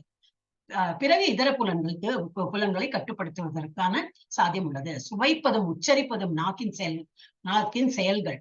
எனவே நாக்கினை முறையாக ஒழுங்குபடுத்தி கிருஷ்ணருக்கு படைக்கப்பட்ட பிரசாதத்தினை சுவைப்பதிலும் எப்பவுமே கிருஷ்ணருக்கு படைச்சதுதான் நான் சாப்பிட போறேன் எண்ணம் வந்ததுனாக்கா வேற ஒண்ணுத்துக்குமே நம்ம வந்து இன்ட்ரெஸ்டே வராது. ஏன்னா ஆஃபர் பண்ணோமா, எது ஆஃபர் பண்ண முடியுமோ அதுதான் பண்ணவும் முடியும். அப்ப லிமிட்டடா அதான் அனியன் கார்லிக் அண்ட் அதான் நான்வெஜ் தான் நம்ம வந்து ஆஃபர் பண்ண முடியும். சோ அதை நம்ம பழகிட்டோம்னாக்கா அண்ட் என்னது நாக்கு என்ன சொல்லணும், ஹரே கிருஷ்ணா ஹரே கிருஷ்ணா மந்திரத்தை உச்சரிப்பதிலும் அதனை ஈடுபடுத்த வேண்டும். கண்களை பொறுத்தவரையில் கிருஷ்ணனுடைய அழகிய ரூபத்தை தவிர வேற எதையும் காண்பதற்கு அவற்றை அனுமதிக்க கூடாது. அது ஃபுல்லா முடியாது. அட்லீஸ்ட் காலையிலேயாவது பகவானை பார்க்கலாமே. காத்தால என்ன பகவான் ஒரு என்ன எல்லாரும் தூங்கிட்டு இருப்பா, அதுதான் நல்ல ஒரு நேரம். Ekadashi is the best time, அது ஃபுல் டே பெஸ்ட். இது வந்து காத்தாகத எல்லாம் தூங்கிட்டு இருக்கும்போது நமக்கு என்ன வேலை, ப்ரஷ் பண்ணி எல்லாம் பண்ணிட்டு பகவானோட எப்ப இது திரைய திறப்பா, எப்ப திரைய திறந்து பகவானை என்னெல்லாம் அழகு காட்டுறா, என்னெல்லாம் அவனுக்கு டீப்பா எல்லாம் காட்டுவா, அவனோட மூஞ்சி அவன் பாதம் எல்லாம் காட்டும்போது இன்னும் அங்கேயே நிக்கிற போல தோணுச்சாக்கும். சோ அந்த போட்டோ அந்த இது ஜூம் பண்ணி எடுக்கும்போது ரொம்ப அழகா பண்றா. சோ அந்த மாதிரி அதுதான் நம்ம வந்து கண்களுக்கு வந்து அதுதான் விருந்து. காதுக்கு என்ன விருந்து, அவ வந்து பஜனை பண்றாளே அதுதான் விருந்து. அந்த மாதிரி நினைச்சு பழகணும். கண்களை பொறுத்தவரையில் கிருஷ்ணனுடைய அழகிய ரூபத்தை தவிர வேற எதையும் காண்பதற்கு அவற்றை அனுமதிக்க கூடாது. இது கண்களை கட்டுப்படுத்தும். அது போலவே காதுகளை கிருஷ்ணரை பற்றி கேட்பதிலும் மூக்கினை கிருஷ்ணனுக்கு அர்ப்பணிக்கப்பட்ட மலர்களில் நுகர்வதிலும் ஈடுபடுத்த வேண்டும். இதுவே பக்தி தொண்டின் வழிமுறையே ஆகும். மேலும் பகவத்கீதையானது பக்தி தொண்டின் விஞ்ஞானத்தினை மட்டுமே விளக்குகின்றது என்பதை இங்கிருந்து புரிந்து கொள்ளலாம். பகவத்கீதையின் முக்கியமான குறிக்கோள் என்னது, ஒரே குறிக்கோள், பக்தி தொண்டே. பகவத்கீதையின் அளவற்ற கருத்துரையாளர்கள் வாசகரின் மனதை மற்ற விஷயங்களை நோக்கி திசை திருப்ப முயற்சி செய்கின்றனர். இது வந்து இது அத்வைதிக்ஸ் இவாளாம் மாயாவாதி சொல்லுவான், அவரோட நிறைய பேர் எழுதியிருக்காங்க. சோ அதெல்லாம் படிச்சு நம்ம வந்து திசை திருப்ப வேண்டாம். ஆனால் பகவத்கீதையின் பக்தி தொண்டை தவிர வேற எந்த விஷயமும் கிடையாது. அது ஒண்ணுதான் இம்பார்ட்டன்ட். நம்ம வந்து கரெக்டான பிளாட்ஃபார்ம்ல இருக்கும். So let us practice. பொய் அகங்காரம் என்பது தன்னை இந்த உடலாக ஏற்றுக்கொள்வதை குறிக்கும். நான் பண்ணினேன், இது என்னால, நான் இல்லைன்னா என்ன ஆயிருக்குன்னு தெரியுமா இந்த வீடு என்ன சொல்லுவீங்க, அதுல இருந்து விடப்படும். நான் தான் இந்த உடல், அது நம்ம உடல் இல்லையா, அவரால் ஆத்மா தானே. சோ நான் இந்த உடல் அல்ல, ஆன்மீக ஆத்மா என்பதை புரிந்து கொள்ளும் போது ஒருவன் உண்மையான அகங்காரத்தின் நிலைக்கு வருகிறது. அகங்காரம்ங்கிறது என்னது, அகம் நான் இருக்கேங்கிற உணர்வு, அதுதான் அகங்காரம் ஆக்சுவலி. ஆனா பொய்யான அகங்காரம் என்னது, நான் தான் பண்றேன் எல்லாம் என்னாலதான் முடியறது, அந்த மாதிரி அந்த ஒரு அது பொய் அகங்காரம். That is wrong. நம்ம வந்து பாடியில ரிலேட் பண்ணி அது அகங்காரம் சொல்லணும். பட் ஆக்சுவல் அகங்காரம் என்னது, த கான்சியஸ்னஸ் தட் நான் இருக்கேன். யாரோ கூப்பிட்டா அப்படி பாக்குறோம் இல்லையா, பிகாஸ் we are aware, இதுதான் என்னோட பேரு. அப்ப அந்த மைண்ட் என்ன சொல்லும், உன் பேரு சொல்றா அப்படின்னு சொல்லிட்டு நம்ம வந்து திரும்பி பாக்குறோம். யாரோ அப்படி தொட்டுன்னா அப்படி பாக்குறோம். ஏன்னா இந்த தொடுப்புல அது நமக்கு சொல்றது, இந்த பிரெயின் சென்ஸ் போறது. அது மாதிரி somebody is knocking, அது பேட் பண்ற, அப்ப நீ பாரு யாரோ கூப்பிடுறா அப்படின்னு. இதுதான் அகங்காரம். ஆக்சுவல் அகங்காரம் அதுதான். ஆனா பொய்யான அகங்காரம் என்னது, பிரைடு. அதெல்லாம் தான் பொய் அகங்காரம். அகங்காரம் எப்போதும் உள்ளது. பொய் அகங்காரம் மட்டுமே கண்டனம் செய்யப்படுகின்றன. உண்மை அகங்காரம் அல்ல. உண்மை அகங்காரம் இல்ல, நம்ம எல்லாம் டெட் பாடி தானே. ஒரு வாட்டி சோல் வெளியில் படுத்தினா அகங்காரமே இருக்காது. அகம் நோ காரம், நல்லா படுத்து அந்த உடலுக்கு ஒரு இதே வேல்யூவே கிடையாது. அகங்காரம் ஏன் இருக்குன்னா, அந்த உள்ள ஆத்மா இருக்கிறது வரைக்கும் அகங்காரம் இருக்கும், நான்கிற அந்த உணர்வு இருக்கும். சோ உண்மை அகங்காரம் அல்ல. வேத இலக்கியத்தில் பிரகதாரண்ய உபனிஷத்துல அகம் பிரம்மாஸ்மி, நான் பிரம்மன், நான் ஆன்மீகமயமானவன் என்று கூறப்பட்டுள்ளது. தன்னை பற்றிய நான் என்னும் இத்தகு தன்னுணர்வு முக்தி பெற்ற நிலையிலும் கூட உள்ளது. அகம் பிரம்மாஸ்மி, அந்த அகம் இருக்கதான் இருக்கும், நான்கிறது இல்லை. பட் நான் பண்ணினேன் அந்த நான் எப்படி டிஃப்ரெண்டா இருக்கும் இல்லையா, அது வந்து இருக்கக்கூடாது. நான் என்பதை பற்றிய உணர்வு அகங்காரம் எனப்படும். ஆனால் நான் என்ற அந்த உணர்வினை பொய்யான உடலின் மீது செலுத்தும் போது நான் பண்ணினேன் அப்படின்னா இந்த உடலால் தான் பண்ணிருக்கேன். சோ அந்த வந்து போச்சு. அப்ப நம்ம வந்து பொய்யான கர்வம், பொய்யான அகங்காரம் வந்து உடலின் மீது செலுத்தும் போது அகங்காரம் பொய் அகங்காரமாக மாறுகின்றது. அதே உணர்வினை உண்மையான விஷயத்தில் செலுத்தும் போது அது உண்மை அகங்காரம் ஆகிறது. நம்முடைய அடையாளத்தினை, அகங்காரத்தினை நாம் விட்டுவிட வேண்டும் என்று சில தத்துவ ஞானிகள் கூறுகின்றனர். ஆனால் அத்தகைய அடையாளத்தினை கைவிடுதல் சாத்தியமல்ல. யூ ஹாவ் டு, ஏன்னா உள்ள இது இருக்கிறது வரைக்கும், சோல் இருக்கிறது வரைக்கும் அகங்காரம் இருக்கும். அதே சமயத்தில் உடலுடனான பொய்யான அடையாளத்தினை தான் விட வேண்டும் என்பதை நாங்களும் வலியுறுத்துகிறோம். அப்புறம் பிறப்பு, இறப்பு, முதுமை நோய். இதுதான் ஒரு குழந்தை பிறந்ததுனாக்கா அது இறக்குறது வரைக்கும் என்னெல்லாம் அந்த ப்ராசஸ் அதெல்லாம் இப்படி அடங்கும். அப்ப அந்த பிறப்புன்னு இருந்தா ஒரு இறப்பு இருக்கும், அது நடுவுல முதுமை வரும், நடுவுல நோய்கள் வரும், எல்லாம் வரதான் செய்யும். ஆகியவற்றை ஏற்பதன் துன்பத்தினை புரிந்து கொள்ள வேண்டும். அது வந்து ஏற்றுக்கணும், இதெல்லாம் வரதான் போறதுன்னு. பிறப்பை பற்றிய விளக்கங்கள் பல்வேறு வேத இலக்கியங்களில் உள்ளன. ஸ்ரீமத் பாகவதத்தில் பிறக்காதவரின் உலகம், தாயின் கருப்பையில் இருக்கும் குழந்தையின் வாழ்வு, அதன் துன்பங்கள் போன்றவை மிக அற்புதமாக விவரிக்கப்பட்டுள்ளன. பிறப்பு துன்பமயமானது என்பதை மிக தெளிவாக புரிந்து கொள்ள வேண்டும். தாயின் கருவினுள் இருந்த போது நாம் எவ்வளவு துன்பத்தை அனுபவித்தோம் என்பதை மறப்பதன் காரணத்தினால்தான் பிறப்பு இறப்பின் சுழற்சியிலிருந்து மீள்வதற்கான வழியை நாம் தேடாமல் உள்ளோம். அது அந்த கஷ்டம் நமக்கு தெரியாது. we don't know. அது உள்ள குழந்தை வந்து பிரபுஜி வந்து இந்த 18 days ஆயிடுச்சு ஆக்சுவலி இந்த டைம் ஆரம்பிக்கிறார். லைஃப் ஆஃப்டர் டெத்தா அப்படின்னு ஒரு வீடியோ காட்டுவாங்க. அதுல எப்படி இந்த குழந்தை வந்து உள்ள என்னெல்லாம் கஷ்டப்படுறது, எப்படி அந்த ஒரு மாசம் வளர்றது, எல்லாம் இப்படி கடிக்குமா, தீயெல்லாம் பண்ணும் அந்த குழந்தை, ட்ரீ பண்ணும். அதுக்கு எல்லாம் கான்சியஸ் இருக்கும் அந்த டைம்ல, பூர்வ ஜென்மத்தோட எல்லாம் இருக்கும். இப்படி மாட்டின்னு விட்டேனே கை இப்படி வச்சுருக்கும், ஏன்னா வேலை வழியே இல்லை. அப்புறம் அந்த சின்ன அந்த கர்ப்பப்பை எவ்வளவு சின்னது இல்லையா, அப்படி கூலி ஏன்னா அதோட உடம்பு வளர்ந்துட்டே வரும். அப்புறம் அப்படியே உடம்பு வளரும், இடம் இல்ல. அப்புறம் அதோட அதோட மூத்திரம் எல்லாம் அங்கேயே இருக்கும். அதுல ஒரு அந்த இதெல்லாம் இருக்கும், கிருமிகள் எல்லாம் அதை முக்கியம். அதை பார்க்கறது நமக்கு ரொம்ப இதா இருக்கும். ஆனா அதுதான் ஃபேக்டர். அப்ப நமக்கு ஆனா அதை புரிய மாட்டேங்கிறது. இதுதான் துன்பப்படுறோம். அங்க வயசுல இருந்தே துன்பம் ஆரம்பிச்சாச்சு. அப்புறம் வெளியில வந்த அப்புறம் எவ்வளவு துன்பம். ஆனா ஐம் சோ ஹாப்பி அப்படின்னு சொல்றாங்க. ஆக்சுவலி என்ன துன்பப்படுறோம் நம்ம என்ன புரியல நமக்கு. பிறப்பு துன்பமயமானது என்பதை மிக தெளிவாக புரிந்து கொள்ள வேண்டும். தாயின் கருவினுள் இருந்த போது நாம் எவ்வளவு துன்பத்தை அனுபவித்தோம் என்பதை மறப்பதன் காரணத்தினால் தான் பிறப்பு இறப்பின் சுழற்சியிலிருந்து மீள்வதற்கான வழியை நாம் தேடாமல் உள்ளோம். அதுபோல இறப்பின் சமயத்திலும் பல்வேறு விதமான துன்பங்கள் உள்ளன. இன்னும் சொல்றாங்க அப்படி 1000 நிறைய தேள்கள் கொட்டான் போல வலி இருக்குமா. ஆனா கேட்கிறேன், சில பேர் அப்படியே பண்ணியிருந்தா தலையை சாச்சுன்னா இறந்து விட்டா அந்த மாதிரி இப்ப நிறைய அந்த மாதிரி எல்லாம் கேட்கறது, எல்லாமும் கேட்கறது. அப்படி போனா வந்தா வீட்டுல சாப்பிட்டா படுத்து ஈடுன்னு கேட்டா போயிட்டான் அப்படின்னு. இவ்வளவு ஈஸியா டெத்து இவ்வளவு ஈஸியா இருக்கணும். ஆனா சில பேர் அப்படியே அப்படி அது மாதிரி ஊசலாடிண்டே இருக்கும், உயிர் ஊசலாடிண்டே இருக்கும். அது எல்லா பார்ட்ஸும் போயாச்சு, உயிர் மாத்திரம் இருக்கும். எப்படி ரிமூவ் அதை வந்து எப்படி கொலை பண்ண முடியுமா, ரொம்ப கஷ்டம். அந்த மாதிரி இருக்காங்க சில பேர்லாம். சோ டெத்து வந்து நம்ம கையில இல்லவே இல்லை, பகவான் எப்ப எடுத்துக்கிறாரோ அப்பதான். ஓகே, என்னது படிச்சேன். அது போல இறப்பின் சமயத்தில் பல்வேறு விதமான துன்பங்கள் உள்ளன. இவையும் சாஸ்திரங்களில் குறிப்பிடப்பட்டுள்ளன. சாஸ்திரம்னா இல்லைங்க, பாகவதத்துல எல்லாமே கொடுத்திருக்கு. அப்ப விஷயங்கள் விவாதிக்கப்பட வேண்டியவை. முதுமை, நோய் ஆகியவற்றை பொறுத்தவரையில் ஒவ்வொருவருக்கும் அவற்றில் சொந்த அனுபவம் உண்டு. யாருக்கும் நான் வந்து நோய்வாய்ப்பட்டதே இல்லைன்னு யாரும் மாறி தட்டி சொல்லவும் முடியாது. எனக்கு முதுமையே வரல, நான் மட்டும் எப்பவுமே யங்கா இருக்கேன் அந்த மாதிரி யாரும் சொல்லிக்க முடியாது. நோயை யாரும் விரும்புவதில்லை. அது மட்டும் it comes of its own. நம்ம வந்து பாபா நோய் வா, முதுமை வாலாம் சொல்றது கிடையாது.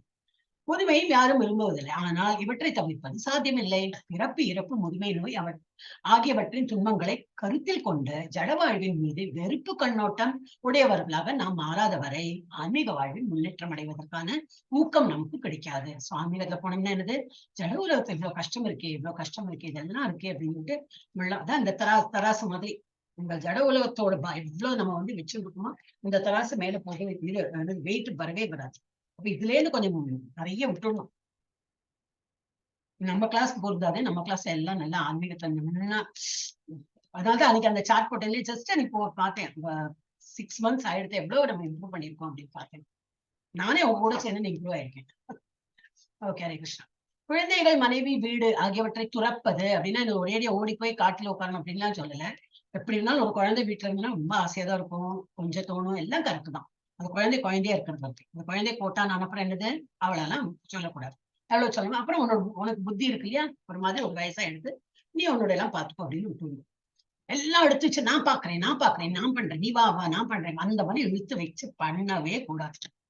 குழந்தைகள், மனைவி, வீடு ஆகியவற்றை துறப்பது என்பதை பொறுத்தவரை அவற்றின் மீது பாசம் வைக்கக்கூடாது என்று பொருள் அல்ல. அவை இயற்கையாகவே பற்றுதலை கொடுக்கும் விஷயங்கள். ஆனால் அவை ஆன்மீக முன்னேற்றத்திற்காக சாதகமாக இல்லாவிடில் ஒருவன் அவற்றின் மீது பற்றுதல் கொண்டிருக்க கூடாது. பண்றதெல்லாம் பண்ணலாம். அந்த குழந்தை தூங்கும் போது திரும்பி அந்த குழந்தை தூங்குறதே இப்படி பார்த்துட்டு அதை டைம் வேஸ்ட் பண்ணிட்டு நம்ம அதை பண்ணிவிட்டோம். குழந்தை தூங்கும் போது அழகாதான் இருக்கும் பாக்குறது. அப்ப நம்ம என்ன பண்ணோம், அப்பா குழந்தை தூங்கியாச்சு, சலோ மாலை எடு, ஜபம் பண்ண ஆரம்பி. ஐயோ நிறைய வேலை இருக்கு, அதெல்லாம் இருக்கட்டும், ஃபர்ஸ்ட் மாலை எடு. அந்த மாதிரி நம்ம வந்து அப்ப அந்த டைம்ல மாலை எடுத்து நம்ம ஜபம் பண்ணலாம். ரொம்ப சின்ன குழந்தை, நடக்கிற குழந்தை, அந்த மாதிரி குழந்தை. இந்த படுத்துக்கிற குழந்தை, தமிழர் குழந்தைல எவ்வளவு ப்ராப்ளம் இல்லை. என்னது ஒரு 1 இயர்க்கு அப்புறம் 1.5 இயர்ஸ்க்கு அப்புறம் தான் அதெல்லாம் ஆரம்பிக்கும். திருசம் எல்லாம் பண்ணுவோம், எங்கேயோ பட்டுக்கும் கொட்டிக்கும் எல்லாம் பண்ணுமே. ஓகே, ஒருவன் அவற்றின் மீது பற்றுதல் கொண்டிருக்க கூடாது. இல்லத்தை இனிமையாக வைத்திருக்க மிக சிறந்த வழி கிருஷ்ண உணர்வே. இந்த கிருஷ்ண உணர்வு முறை மிகவும் எளிமையானது என்பதால் ஒருவன் பூர்ண கிருஷ்ண உணர்வில் இருந்தால் அவன் தனது இல்லத்தை இன்பமயமாக மாற்றலாம். சண்டை இல்லாம அழகா எல்லாருக்கும் கிருஷ்ண பிரசாதம் விதமா பகவானுக்கு பண்ணிட்டு இன்னைக்கு என்ன பண்ண போறேன்னு தெரியுமா அப்படின்னா எல்லாம் லுக் ஃபார்வர்ட் டு, அம்மா இங்க என்னமா பிரசாதம் பண்ணலையா, நைவேத்தியம் பண்ணலையா அப்படின்பா. அவளே நம்ம தூண்டி விட்டுருவா, அம்மா இன்னைக்கு நைவேத்தியம் பண்ணுமா, இன்னைக்கு அப்பம் பண்றியா, இன்னைக்கு வடை பண்றியா அப்படின்னு நம்மளே வந்து டெய்லி பிரசாதம் பண்ண சொல்லிடுவா. ஏன்னா டெய்லி அதெல்லாம் கொடுக்கலாமே, பகவான் கொடுக்கலாம், எல்லாருக்கும் கொடுக்கலாம். சோ இதெல்லாம் நம்ம தான், it is in our hands, how to make it happy moments of life. அவன் செய்ய வேண்டியவை யாதெனில் ஹரே கிருஷ்ணா கிருஷ்ண கிருஷ்ணா ஹரே ஹரே, ஹரே ராம ராம ராம ஹரே ஹரே என்று உச்சரிக்க வேண்டும். கிருஷ்ணருக்கு படைக்கப்பட்ட உணவினை பிரசாதமாக இருக்க வேண்டும். பகவத்கீதை, ஸ்ரீமத் பாகவதம் போன்ற புத்தகங்களை விவாதிக்க வேண்டும் மற்றும் விக்கிரக வழிபாட்டில் ஈடுபட வேண்டும்.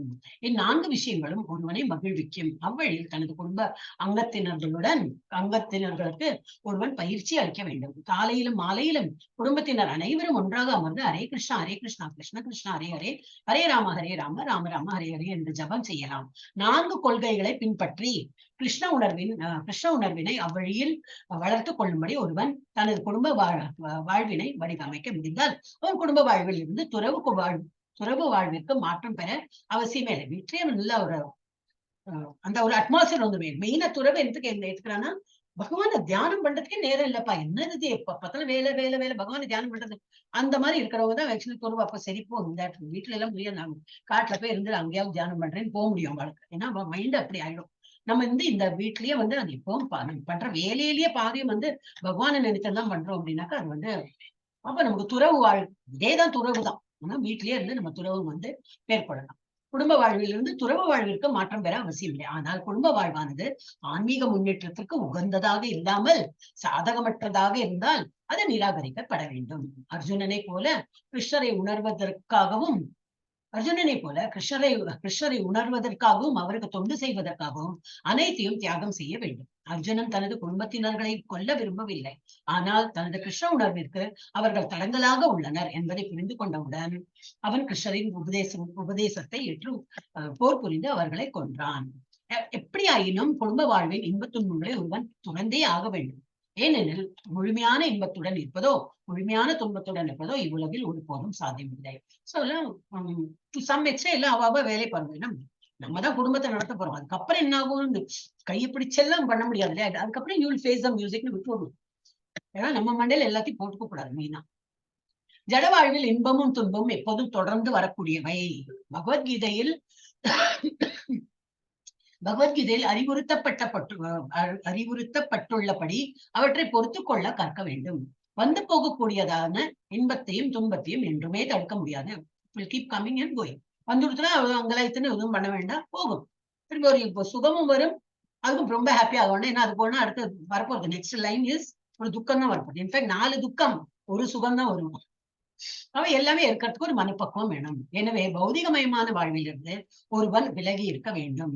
அதன் மூலம் இன்பத் துன்பங்களில் சமநிலையுடையவனாக ஆக முடியும். பொதுவாக நமக்கு விருப்பமானவற்றை அடையும் பொழுது நாம் மிகவும் மகிழ்கின்றோம்.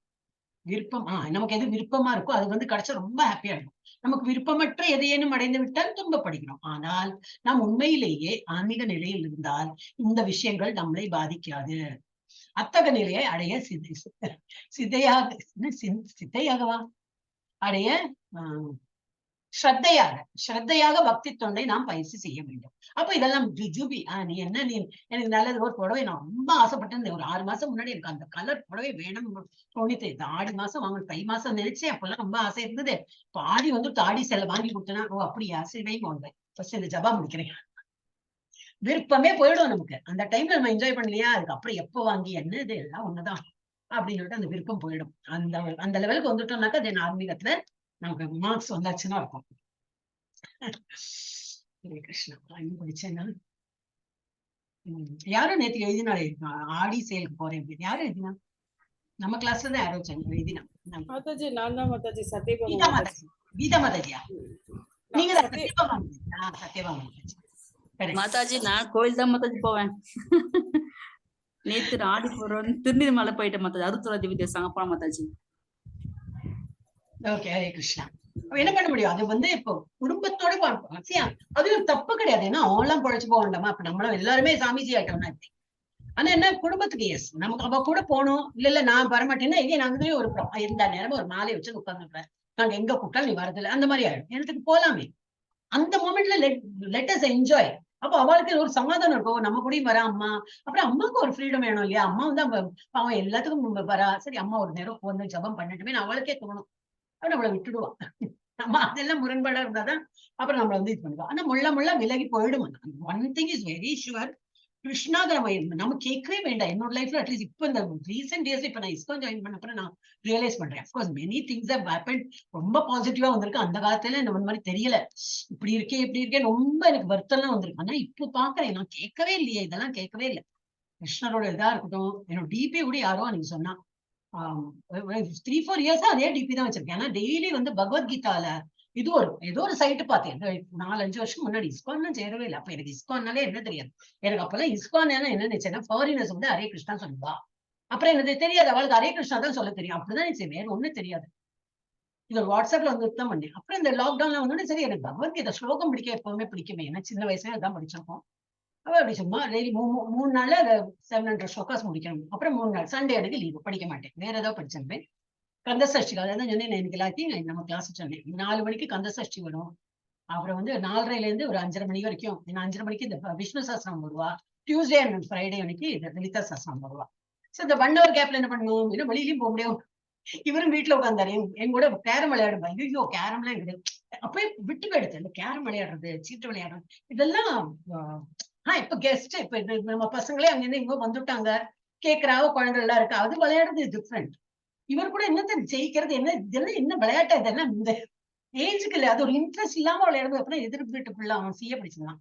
வா அங்கிள் கூப்பிடுறா அப்படின்னா அவனுக்கு சிஏ படிக்கிறதுல இந்த பிரேக் வரும்னு அவன் வந்து உட்கார்ந்துருக்கான். இங்கேதான் உட்காந்துட்டேன் எங்க பின்னாடி. நான் இதை பார்த்துட்டு அப்படியேதான் நான் வந்து பகவத்கீதை படிச்சேன். அந்த என்னெல்லாம் இருக்கு அது ஒண்ணு இப்படி ஆசையா படிச்சிருந்தேன். டிபில வந்து இப்போ அந்த ஏதோ சைட் பார்த்தேன். எவ்ரிடே ஒரு ஸ்லோகா போட்டிருந்தா இது நல்லா இருக்கே அப்படின்னு போட ஆரம்பிச்சேன். இது நிறைய பேர் பார்த்திருக்கேன். எனக்கு தெரியாது. ஆனா அந்த இது மாத்திரம் இருக்கும். என்னது அர்ஜுனனும் கிருஷ்ணரோட போட்டோ மாத்திரம் இருக்கும். இஸ்கான்ல வந்த அப்புறம் தான் பார்த்தேன். அது வந்து பிரபுபாத எழுதினர் தான் அது போட்டிருக்கா. அதுவும் இம்மிடியேட்டெல்லாம் எனக்கு தெரியாது. கொஞ்ச நாள் அடுத்தது எனக்கு ஏதோ ஒரு கோயின்சிடன்ஸ்ல பார்த்தேன். இப்போ அதே தான் டிபி வச்சிருக்கேன். அதே வந்து போட்டோ எல்லா இடத்துலயும் இப்ப தெரியாது. ஓ இது இஸ்கானோட தான் நான் இவ்வளவு நாள் யூஸ் பண்ணேன்னா என்ன அப்பெல்லாம் தெரியாம இப்ப இப்படி பகவான் வழி விட்டுருக்காரு. உனக்கு எங்கேயோ ஏதோ ஒரு ஆசை இருக்கு இந்தா. அப்புறம் படிக்க வச்சார். சரி படிக்கிறேன். அப்புறம் இது 18 டேஸ்ல படிக்கலாம் சொல்றாங்க. இதுல என்னதான் மீனிங் படிக்கலாம். ஏன்னா மீனிங் எல்லாம் அப்ப தெரியாது. அப்படி நுழைஞ்சு இஸ்கான் பெங்களூரோட தான் படிச்சுட்டு இருந்தேன். அதெல்லாம் பண்ணிட்டு அப்புறம் இங்க வந்து டீச்சிங் இங்க படிக்க வந்தோடனே டீச்சிங் அப்படின்னு கூப்பிட்டுதான் இப்படி பாதை போயிடும். அப்ப என்னன்னா நம்ம மனசுக்குள்ள என்ன ஆசை இருக்கோ நிறைவேற்றரா கிருஷ்ணா நிறைவேற்றாம இருக்கவே மாட்டார். கண்டிப்பா நிறைவேற்றுவார். ஆனா என்னது பௌதிகமா இல்லை. ஆன்மீகத்துல ஆசை வச்சுன்னா ஹரே கிருஷ்ணா. ஜஸ்ட் ஒரு இதான் சொல்லி கிருஷ்ணருக்கு பக்தி தொண்டு செய்வதே என்றால் இது இல்லை. இந்த விஷயங்கள் நம்மளை பாதிக்காதுன்னு சொன்னேன். ஆனால் நாம் உண்மையிலேயே ஆன்மீக நிலையில் இருந்தால் இந்த விஷயங்கள் நம்மளை பாதிக்காது. அத்தகைய நிலையை கரெக்டா படிக்கிறேன் நான். அதுதான் ஓகே. ஒரு நிமிஷம் முன்னாடியே படிக்கலாம். பொதுவாக நமக்கு விருப்பமானவற்றை அடையும் பொழுது நாம் மிகவும் மகிழ்கின்றோம். நமக்கு விருப்பமற்ற எதையேனும் அடைந்து விட்டால் துன்பப்படுகின்றோம். ஆனால் நாம் உண்மையிலேயே ஆன்மீக நிலையில் இருந்தா இந்த விஷயங்கள் நம்மளை பாதிக்காது. அத்தகைய நிலையை அடைய ஸ்ரத்தையாக பக்தி தொண்டை நாம் பயிற்சி செய்ய வேண்டும். முறையான பாதையிலிருந்து பிறழாமல் கிருஷ்ணருக்கு பக்தி தொண்டு செய்வது என்றால் 9ஆம் அத்தியாயத்தில் இறுதி பதத்தில் விளக்கப்பட்டுள்ளபடி பக்தி தொண்டின் 9 வழிமுறைகளான கீர்த்தனம், சிரவணம், கீர்த்தனம், சிரவணம், கீர்த்தனம், ஸ்மரணம், அர்ச்சனம், வந்தனம், தாசியம், இந்த மாதிரி நிறைய 9 போன்றவற்றில் ஒருவன் தன்னை ஈடுபடுத்திக் கொள்ள வேண்டும். இந்த வழிமுறையை பின்பற்றப்பட வேண்டியதாகும். அப்புறம் ஆன்மீகமயமான வாழ்வை ஒருவன் ஏற்றுக்கொள்ளும் போது இயற்கையாகவே அவன் பௌதிகவாதிகளுடன் சேர விரும்ப மாட்டான். ஆட்டோமேட்டிக்கா அது விட்டு போயிடும் நமக்கு.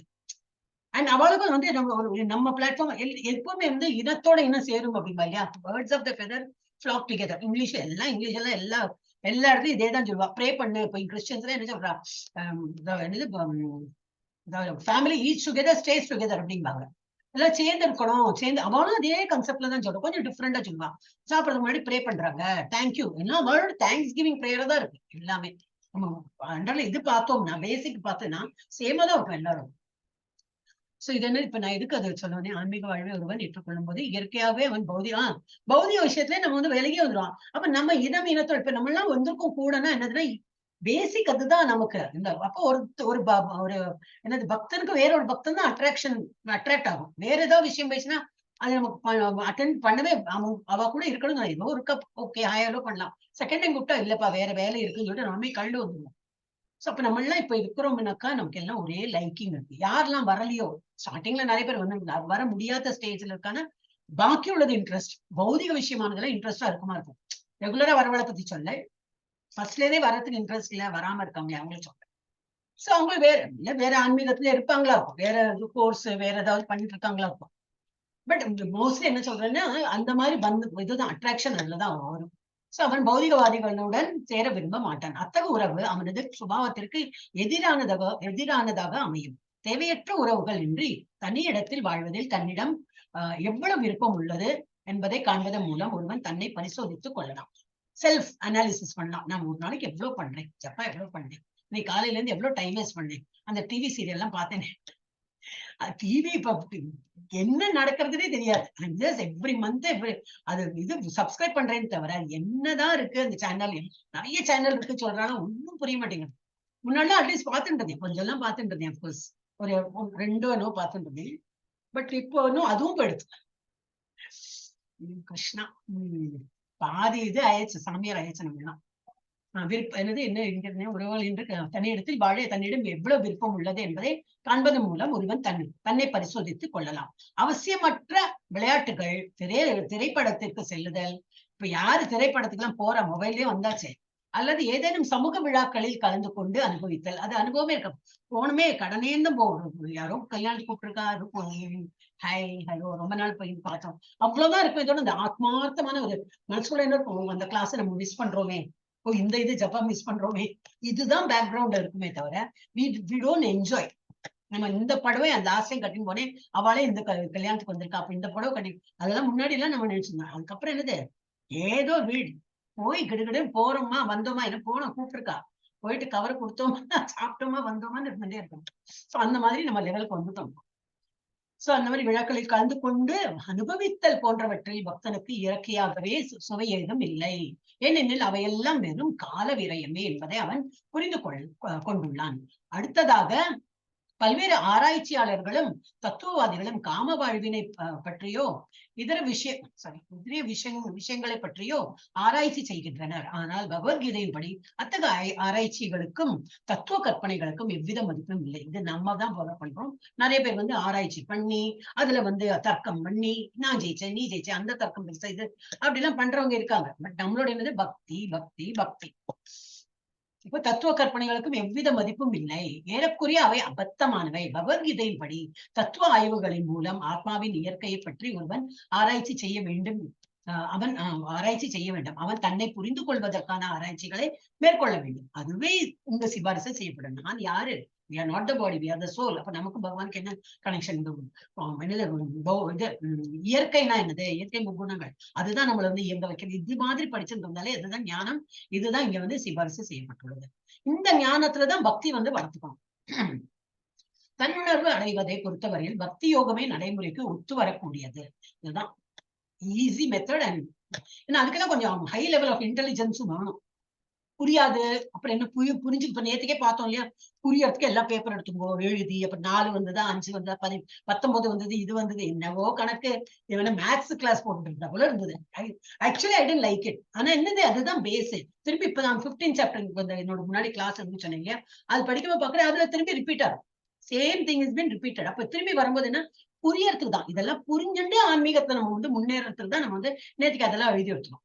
சோ புரிஞ்சுக்கிறது, ஒரு நாலேஜ் இன்க்ரீஸ் பண்றோம் டு ஹேவ் மோர் பக்தி.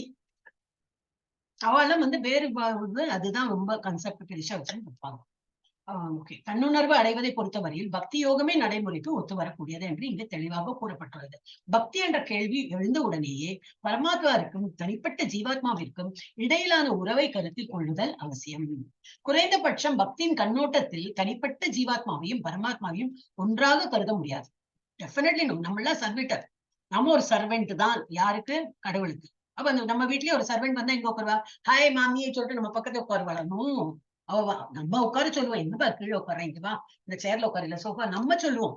ஆனா அவ எங்க உட்காந்துப்பா? வளம் கீழே. ஏன்னா தேர் சர்வெண்ட். இப்ப நம்மளும் அப்படிதான். பகவானுக்கு வந்து பாமன நம்ம வந்து சர்வெண்டர் தான். அவரோட கோலோக விருந்தாவன் போனாலும் ஆஞ்சநேயர் எப்படி உட்கார்ந்து இருக்காரு, எப்படி வச்சு உட்கார்ந்து கீழே. அந்த லெவல்ல தான் நம்ம வந்து எப்பவுமே நம்ம வந்து பகவானுக்கு சேவகனாக இருக்கணும். என்னது, பக்தி என்ற கேள்வி எழுந்த உடனேயே பரமாத்மாவிற்கும் தனிப்பட்ட ஜீவாத்மாவிற்கும் இடையிலான உறவை கருத்தில் கொள்ளுதல் அவசியம்.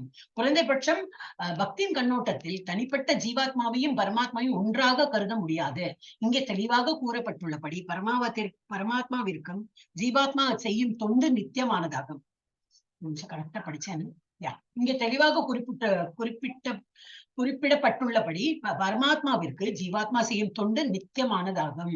எனவே பக்தி தொண்டு நித்தியமானதாகும். இத்தகு தத்துவத்தின் மீதான திட நம்பிக்கையில் ஒருவன் நிலை பெற்றிருக்க வேண்டும். ஸ்ரீமத் பாகவதத்தில் இது விளக்கப்பட்டுள்ளது. வதந்தித்த தத்துவத் விதஸ் தத்துவம் ஞானம் அத்வயம். பூர்ண சத்தியத்தை உண்மையாக உணர்ந்தவர்கள் பிரம்மன், பரமாத்மா, பகவான் ஆகிய 3 நிலைகளில் தன்னுணர்வு அடையப்படுகின்றது என்று அறிகின்றனர்.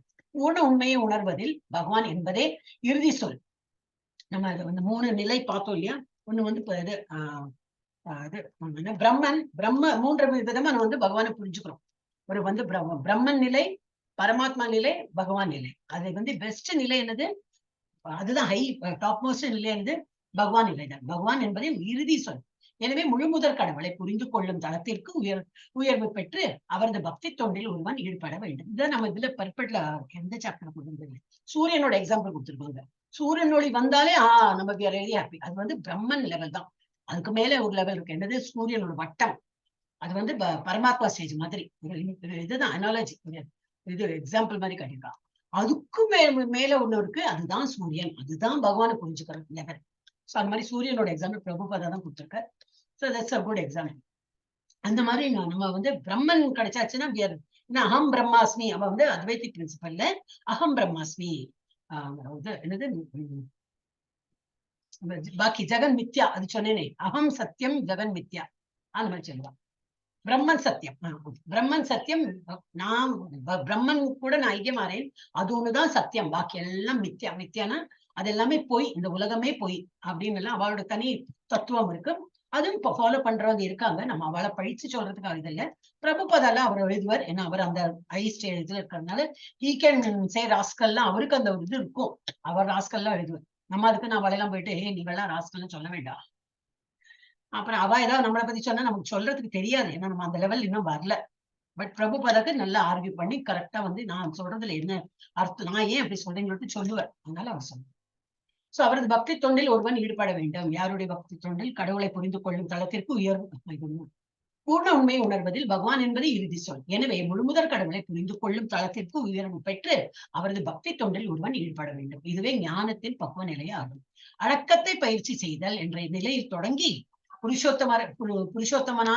புருஷோத்தமரான முழுமுதற் கடவுளை பரம உண்மையாக உணர்ந்து அறியும் நிலை வரை செல்லக்கூடிய இந்த வழிமுறை ஒரு கட்டிடத்தின் கீழ்த்தளத்திலிருந்து அதன் உச்சிக்கு செல்லும் மாடிப்படியை போன்றது. இந்த படிக்கட்டின் மூலம் முதல் தளம், 2ஆம் தளம் அல்லது 3ஆம் தளத்தை பலர் அடைந்துள்ளனர். ஆனால் கிருஷ்ணரை புரிந்து கொள்ளுதல் என்னும் உச்சத்தளத்தை அடையாத வரை அவன் ஞானத்தின் கீழ்த்தல் நிலையிலேயே இருக்கிறான். யாரேனும் இறைவனுடன் போட்டியிட்டு கொண்டு அதே சமயத்தில் ஆன்மீக ஞானத்தில் முன்னேற்றம் அடையவும் விரும்பினால் அவன் விரக்தி அடைவான். ஒரு நிமிஷம் என்ன சொல்றேன். யாரேனும் இறைவனிடம் போட்டியிட்டு கொண்டு அதே சமயத்தில் ஆன்மீக ஞானத்தில் முன்னேற்றம் அடையவும் விரும்பினால் அவன் விரக்தி அடைவன் ஆகும். பகவான் வந்து போட்டியெல்லாம் விடக்கூடாது. நீ பெருசா நான் பெருசா, உன்னோட இடத்துக்கு நானும் தான் வந்து விடுவேன், அந்த மாதிரி நம்மளாம் பண்ண மாட்டோம். எனக்கு சிலப்போ இந்த பொறாமை எல்லாம் கொடுக்கும்போது எனக்கே அதிசயமா எப்படி பகவான் எப்படி பொறாமை கொள்ள முடியுமா? நிறைய வரும் அதுக்கு. பகவானிடம் நீ வந்து அர்ஜுனா, நீ என்னிடம் பொறாமை கொள்ளவில்லை, அதனால நான் வந்து உனக்கு சொல்லி எப்படி பொறாமை? when you know he is God, actually அவர் வந்து ஒரு தளம் மேலதானே இருப்பார் இல்லையா? நம்ம அந்த லெவலுக்கு போகவே முடியாது. அதாவது கொடுத்திருக்க அந்த மாதிரி பகவானிடம் என்னது அந்த படிச்சேன்னா, யாரேனும் இறைவனிடம் போட்டியிட்டு கொண்டு, போட்டியெல்லாம் இடவே வேண்டாம், அவர் அந்த லெவல் தான் இருப்பார். அவரெல்லாம் ஜெயிச்சு நம்மளாம் அவரோட லெவலுக்கு வர முடியாது. அதே சமயத்தில் ஆன்மீக ஞானத்தையும் முன்னேற்றம் அடையவும் விரும்பினால் அது வந்து சாத்தியப்படாது. அவன் விரக்தி அடைவான். பணிவு என்பது இல்லாவிடில் புரிந்து கொள்ளுதல் என்பது சாத்தியமல்ல என்று இங்கே தெளிவாக கூறப்பட்டுள்ளது. இது வேற இவா கூட சொல்லியிருப்பான். நிறைய கேட்டிருக்கேன். சில பேர் எல்லாம் வந்து கிளாஸ் அட்டன் பண்ணுவா, இவ எப்படிதான் சொல்றாங்க கேட்கலாம். அப்புறம் குதர்க்கமா ஏதோ கொஸ்டின் கேட்பான். இந்த தெரியறதா பார்க்கணும். இந்த டீச்சர் சொல்றாங்களே இந்த ஆன்சர் பண்றாங்களா பார்க்கலாம். அப்படி டெஸ்ட் எல்லாம் பண்ணி பார்க்கலாம். That is all very bad இல்லையா? நம்மளும் ஒருத்தருக்கு ஒரு வே ஆஃப் அண்டர்ஸ்டாண்டிங் இருக்கும். அப்ப அவங்க வந்து சொல்லி கொடுக்குறான்னு எப்படி இருந்தாலும் அவங்க வந்து ஒரு லெவல் தான். அவங்களை கீழ் மட்டமா பாக்குறது தட் இஸ் ஆல் நல்லது இல்லை அப்படின்னு சொல்லிட்டு ஒரு இவர் தான் சொன்னார் இதுல. அப்ப அந்த மாதிரி வந்து கால விரயம் அதெல்லாம் அந்த மாதிரி எல்லாம் கொஸ்டின் ஆன்சர் தான் நான் மோஸ்ட்லி எல்லாம் கேட்பேன் இல்லை ஒரு கிளாஸ்ல. ஸோ நிறைய இன்ஃபர்மேஷன் கிடைக்கும். ஹரே கிருஷ்ணா. என்னோட இது வாய்ஸ் பிரேக் ஆகுதா? வாய்ஸ் பிரேக் ஆச்சா? மாதாஜி வாய்ஸ் பிரேக் ஆச்சு மாதாஜி, இடையில சத்தமே இல்லாம இருந்தது மாதாஜி. இப்பதான் வந்தது, எனக்கு ஒரு மெசேஜ் வந்தது. Okay, anyway. சோ தன்னை கடவுளாக நினைத்தல் அதுதானே படிச்சேன். தெளிவாக கூறப்படும். தன்னையே கடவுளாக நினைத்தல் கர்வத்தின் மிக உயர்ந்த நிலையாகும். நிறைய பேர் இந்த மாதிரி எல்லாம் சுவாமிஜிகள்லாம் வந்துட்டா நான் கடவுள் பூம் பூம் பா என்னத்தையோ கொடுக்குறாரு அப்படி பண்றாங்களா இருக்கும் தெரியாது. அங்கெல்லாம் நம்ம போயிட்டு வழிபட வேண்டிய அவசியம் இல்லை. பகவான் இருக்கார், கிருஷ்ணரை வழிபட்டாலே அவங்களே எல்லாம் பார்த்துப்பார். ஜட இயற்கையின் கடுமையான சட்டங்களினால் ஜீவாத்மா எப்பொழுதும் உதைப்படுகிறான். இருப்பினும் அறியாமையின் காரணத்தினால் நானே கடவுள் என்று அவன் நினைக்கின்றான். எனவே ஞானத்தின் தொடக்கம் அமானித்துவம்னா இந்த ஸ்லோகால தான் வரும். அமானித்துவம் அதம்பித்துவம்னு ஆரம்பிக்கும். சோ அது தொடக்கமே என்னது? அமானித்துவம்னா பணிவுடன் இருத்தல். பணிவுடன் இருந்து தான் முழுமுதற் கடவுளுக்கு கீழ்ப்பட்டவன் என்பதை ஒருவன் அறிந்து கொள்ள வேண்டும். முழுமுதற் கடவுளுக்கு எதிராக பணிவின்றி இருந்த காரணத்தால் அவன் ஜட இயற்கைக்கு கீழ்ப்பட வேண்டியுள்ளது. அந்த பகவான் இது பண்ணிதான் நான் வந்து இல்லன்னு ஒரு பிடிவாம பிடிச்சுதான் இங்க வந்திருக்கோம். அவருக்கு வந்து என்னது பணிஞ்சு இல்லாம இருந்ததுனாலதான் வந்திருக்கோம் நம்ம இங்க பௌதிகத்துக்கு. அவர் இங்க மீட்டும் என்ன வெளியில போறதுக்கு தெரியாம இந்த கூண்டுக்குள்ளேயே இந்த ஜெயிலுக்குள்ளேயே மாட்டின்னு முடிச்சிடணும். அவன் அது எதிராக பணிவின்றி இருந்த காரணத்தால் அவன் ஜட இயற்கைக்கு கீழ்ப்பட வேண்டியுள்ளது. இந்த உண்மையை அறிந்து இதில் பூர்ண நம்பிக்கை உள்ளவனாக ஒருவன் இருக்க வேண்டும். முடிஞ்சது. சரி, இப்ப யாரு நேற்று யாரு இந்த மாதாஜிக்கு அப்புறம் யார் படிக்கணும்? அவ படிக்கலாம். ஒரு நிமிஷம். கமலாவணி மாதாஜிக்கு அப்புறம் நேற்று யாரு? ஒரு நிமிஷம் பாக்குறேன். ஜெயந்தி மாதாஜி தானா? ராஜேஸ்வரி மாதாஜி இல்லையே? ஜெயந்தி மாதாஜி பிடிச்சா. ராஜேஸ்வரி மாதாஜி படிங்க. ஓகே மாதாஜி நேத்து நான் படிச்சிட்டேன் மாதாஜி. அதான் ஞேயம் யதத் பிரவஷ்யாமி யஞ்ஞாத்வா மிருதமஷ்ணதே அநாதி மத்பரம் பிரக்மன சத்தான சதுஸ்யதே. ஞேயம் அறியப்படும் பொருள். யத் எது, தத் அந்த, பிரவஷ்யாமி நான் இப்போது விளங்குகிறேன், யத் எதை, ஞாத்வா அறிவதால், அமிர்தம் அனுஷ்ணுதே ஸ்வைபாய் அனாதி ஆரம்பமற்ற, மத்பரம் எனக்கு கீழ்ப்பட்ட, பிரம்ம ஆத்மா, ந அல்ல சத் காரணம், தத் அந்த, ந அல்ல அசத் விளைவு, உஸ்யதே அழைக்கப்படுகின்றது. மொழிபெயர்ப்பு. தற்போது எதை அறிவதால் நீ அமிர்தத்தை சுவைப்பாயோ அந்த அறியப்படும் பொருளை நான் உனக்கு விளக்குகிறேன். ஆரம்பம் இல்லாததும் என கீழ்ப்பட்டதும் பிரம்மன் ஆத்மா என்று அழைக்கப்படுவதுமான இது ஜட உலகின் காரணம் மற்றும் விளைவுகளுக்கு அப்பாற்பட்டு விளங்குகின்றது. பொருளுரை. செயல்களின் களத்தை அறியவனையும் இறைவன் விளக்கிவிட்டார். மேலும் களத்தை அறியவனை அறிந்து கொள்வதற்கான வழிமுறையும் அவர் விளக்கிவிட்டார். தற்போது அவர் ஞானத்தினால் அறியப்பட வேண்டியவற்றை ஒன்றன் பின் ஒன்றாக முதலில் ஆத்மா பின்னர் பரமாத்மா என விளக்குகிறார். பரமாத்மா என விளக்குகின்றார். ஆத்மா பரமாத்மாவை பற்றிய அறிவினால் ஒருவன் வாழ்வில் அமிர்தத்தை சுவைக்க முடியும். 2ஆம் அத்தியாயத்தில் விளக்கப்பட்டபடி உயிர் வாழி நித்தியமானவன். இது இங்கும் உறுதி செய்யப்பட்டுள்ளது. ஜீவாத்மாவிற்கு பிறந்த நாள் என்று எந்த ஒரு குறிப்பிட்ட தினமும் கிடையாது. பரமபுருஷரிடமிருந்து வெளிப்பட்ட ஜீவாத்மாவின் சரித்திரத்தை யாராலும் கண்டறிய முடியாது. எனவே அது ஆரம்பம் இல்லாதது எனப்படும் வேத இலக்கியம் இதனை உறுதி செய்கின்றது. ந ஜாயதே மரியதே வா விபஷித் கட உபனிஷத் 1.2.18 உடலை அறிபவன் என்று பிறப்பதில்லை, என்றும் இறப்பதில்லை. அவன் பூரண அறிவுடையவன். முழுமுதற் கடவுள் பரமாத்மாவாக உள்ளார் என்பது வேத இலக்கியத்திலும் ஸ்வேதாஸ்வதர உபனிஷத் 6.16 கூறப்பட்டுள்ளது. பிரதான கஷேத்திரஜ புதிர் குணேஷ குடலை அறியவரில் முதன்மையானவராகவும் முக்குடங்கள் எஜமானராகவும் விளங்குபவர் முழுமுதற் கடவுளே. ஸ்மிருதியில் கூறப்பட்டுள்ளது, தாசபூதா ஹரோ ஏவ நானயஸ்வைவ கதாசன. ஜீவாத்மாக்கள் பரமபுருஷருடைய சேவையில் நித்தியமாக ஈடுபட்டுள்ளனர். இது பகவான் சைதன்யரின் போதனைகளில் உறுதி செய்யப்பட்டுள்ளது. எனவே பிரம்மனை பற்றி பதத்தில் கொடுக்கப்பட்டுள்ள விவரங்கள் ஜீவாத்மாவை பற்றியதாகும். பிரம்மன் என்னும் சொல் உயிர்வாழியை பற்றி குறிப்பிடப்படும் பொழுது அது விஞ்ஞான பிரம்ம என்னும் ஆனந்த பிரம்ம அல்ல என்றும் புரிந்து கொள்ளப்பட வேண்டும். ஆனந்த பிரம்ம என்பது பரபிரம்மனான முழு முதற் கடவுளை குறிக்கும். ஹரே கிருஷ்ணா. சிலது தற்போது எதை அறிந்தால் நீ அமிர்தத்தை சுவைப்பாயோ அந்த அறியப்படும் பொருளை நான் உனக்கு விளக்குகின்றேன். அது வந்து பகவானை பத்தி கேட்கறதானே இன்னும் அமிர்தமா இருக்கும். சோ அதை பத்தி இன்னும் நான் உனக்கு வந்து விளக்குறேன், இன்னும் நல்லா புரியும் அப்படின்னு.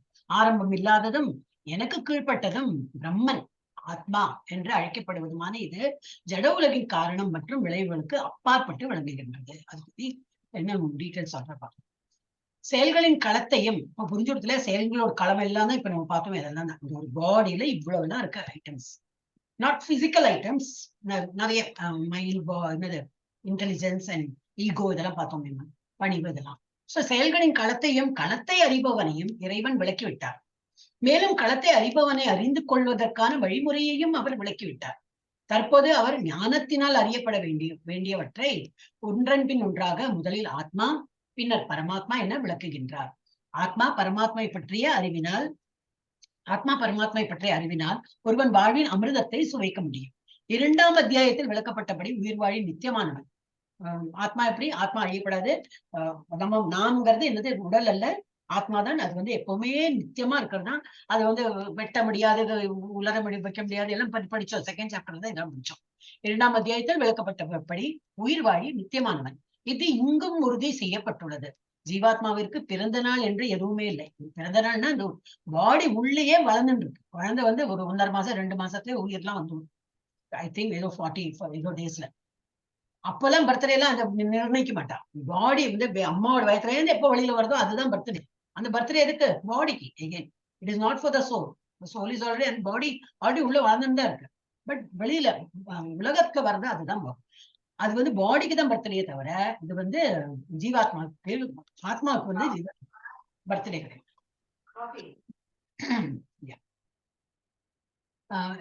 ஜீவாத்மாவுக்கு பிறந்தநாள் என்று எந்த ஒரு குறிப்பிட்ட தினமும் கிடையாது. பரமபுருஷரிடமிருந்து வெளிப்பட்ட ஜீவாத்மாவின் சரித்திரத்தை யாராலும் கண்டறிய முடியாது. எப்போ நம்ம அங்கேயிருந்து வந்தோம், எந்த ஜென்மத்தை எவ்வளவு ஜென்மம் எடுத்தோம்னு சொல்லிட்டு நான் உண்மை கணக்கிடவே முடியாது. பரமபுருஷரிடமிருந்து வெளிப்பட்ட ஜீவாத்மாவின் சரித்திரத்தை யாராலும் கண்டறிய முடியாது. எனவே அது ஆரம்பம் இல்லாததும் எனப்படும். வேத இலக்கியம் இதனை உறுதி செய்கின்றன. ந ஜாயத்தே மிரியத்தே வா விபஷ்சித். நம்மள வந்து பகவத்கீதையில ந ஜாயத்தே மிரியத்தே வா கதாச்சித் அப்படின்னு வரும். இது வந்து விபஷ்சித் சொல்லிட்டு கட்ட உபநிஷத். அப்ப அதுல என்ன புரிஞ்சோம்னா நிறைய உபநிஷத் தான் நம்ம படிக்கிறோம். இப்போ நிறைய வேர்ட்ஸ் எல்லாம் சிமிலர் வேர்ட்ஸ் நம்ம படிச்சிருக்கோம். இது கட்ட உபநிஷத் தான் இது வந்திருக்கு. உடலை அறிபவன் என்றும் பிறப்பதில்லை என்றும் இறப்பதில்லை என்றும் அவன் பூர்ண அறிவுடையவன். அந்த மாதிரி தெரிஞ்சுக்கிறவன் வந்து பூர்ண அறிவுடையவன். முழுமுதல் கடவுள் பரமாத்மாவாக உள்ளார் என்பது வேத இலக்கியங்களிலும் ஸ்வேதேஸ்வர உபநிஷத்துல கூறப்பட்டுள்ளது. பிரதான க்ஷேத்ரஜ்ஞ பதிர் குணேஷ, உடலை அறிபவரில் முதன்மையானவராகவும் முக்குணங்களில் எஜமானராகவும் விளங்குபவர் முதற் கடவுளே. அது வந்து எல்லாம் பகவான் தான் எல்லா ஸ்கிரிப்சர்ஸையும் கொடுத்திருக்க. ஸ்மிருதியில் கூறப்பட்டுள்ளது, தாசபூத்தோ ஹரேரேவ நானியஸ்வைவ கதாச்சன. ஜீவாத்மாக்கள் பரமகிருஷ்ணனுடைய சேவையில் நித்தியமாக ஈடுபட்டுள்ளனர். இது பகவான் சைத்தன்யரின் போதனைகளிலும் உறுதி செய்யப்பட்டுள்ளது. சோ ஃபார் எவ்ரி என்ன ஸ்கிரிப்சர் எடுத்தாலும் எல்லாமே இதுதான் பார்த்து. எனவே பிரம்மனை பற்றி இப்பதத்தில் கொடுக்கப்பட்டுள்ள விவரங்கள் ஜீவாத்மை பற்றியதாகும். பிரம்மன் என்னும் சொல் உயிர்வாழியை பற்றி குறிப்பிடப்படும் பொழுது அது விஞ்ஞான பிரம்ம என்றும் ஆனந்த பிரம்மா அல்ல என்றும், ஆனந்த பிரம்மனா பகவானை குறித்து நம்ம பண்ணும்போது அந்த ஆனந்த நிலைக்கு போறது, அது விஞ்ஞான பிரம்மா என்றும் ஆனந்த பிரம்மா அல்ல என்றும் புரிந்து கொள்ளப்பட வேண்டும். ஆனந்த பிரம்மா என்பது பரபிரம்மனை முழுமுதற் கடவுளை குறிக்கிறது. நம்ம அந்த இது நேற்றுக்கு தானே பார்த்தோம் இல்லையா, பஞ்ச புச்சம், அஞ்சு நிலைகள் பார்த்தோம். அதுல வந்து ஆனந்தமயம் அப்படின்னு படிச்சோம், அதுதான் வந்து பகவானை குறிக்கும்.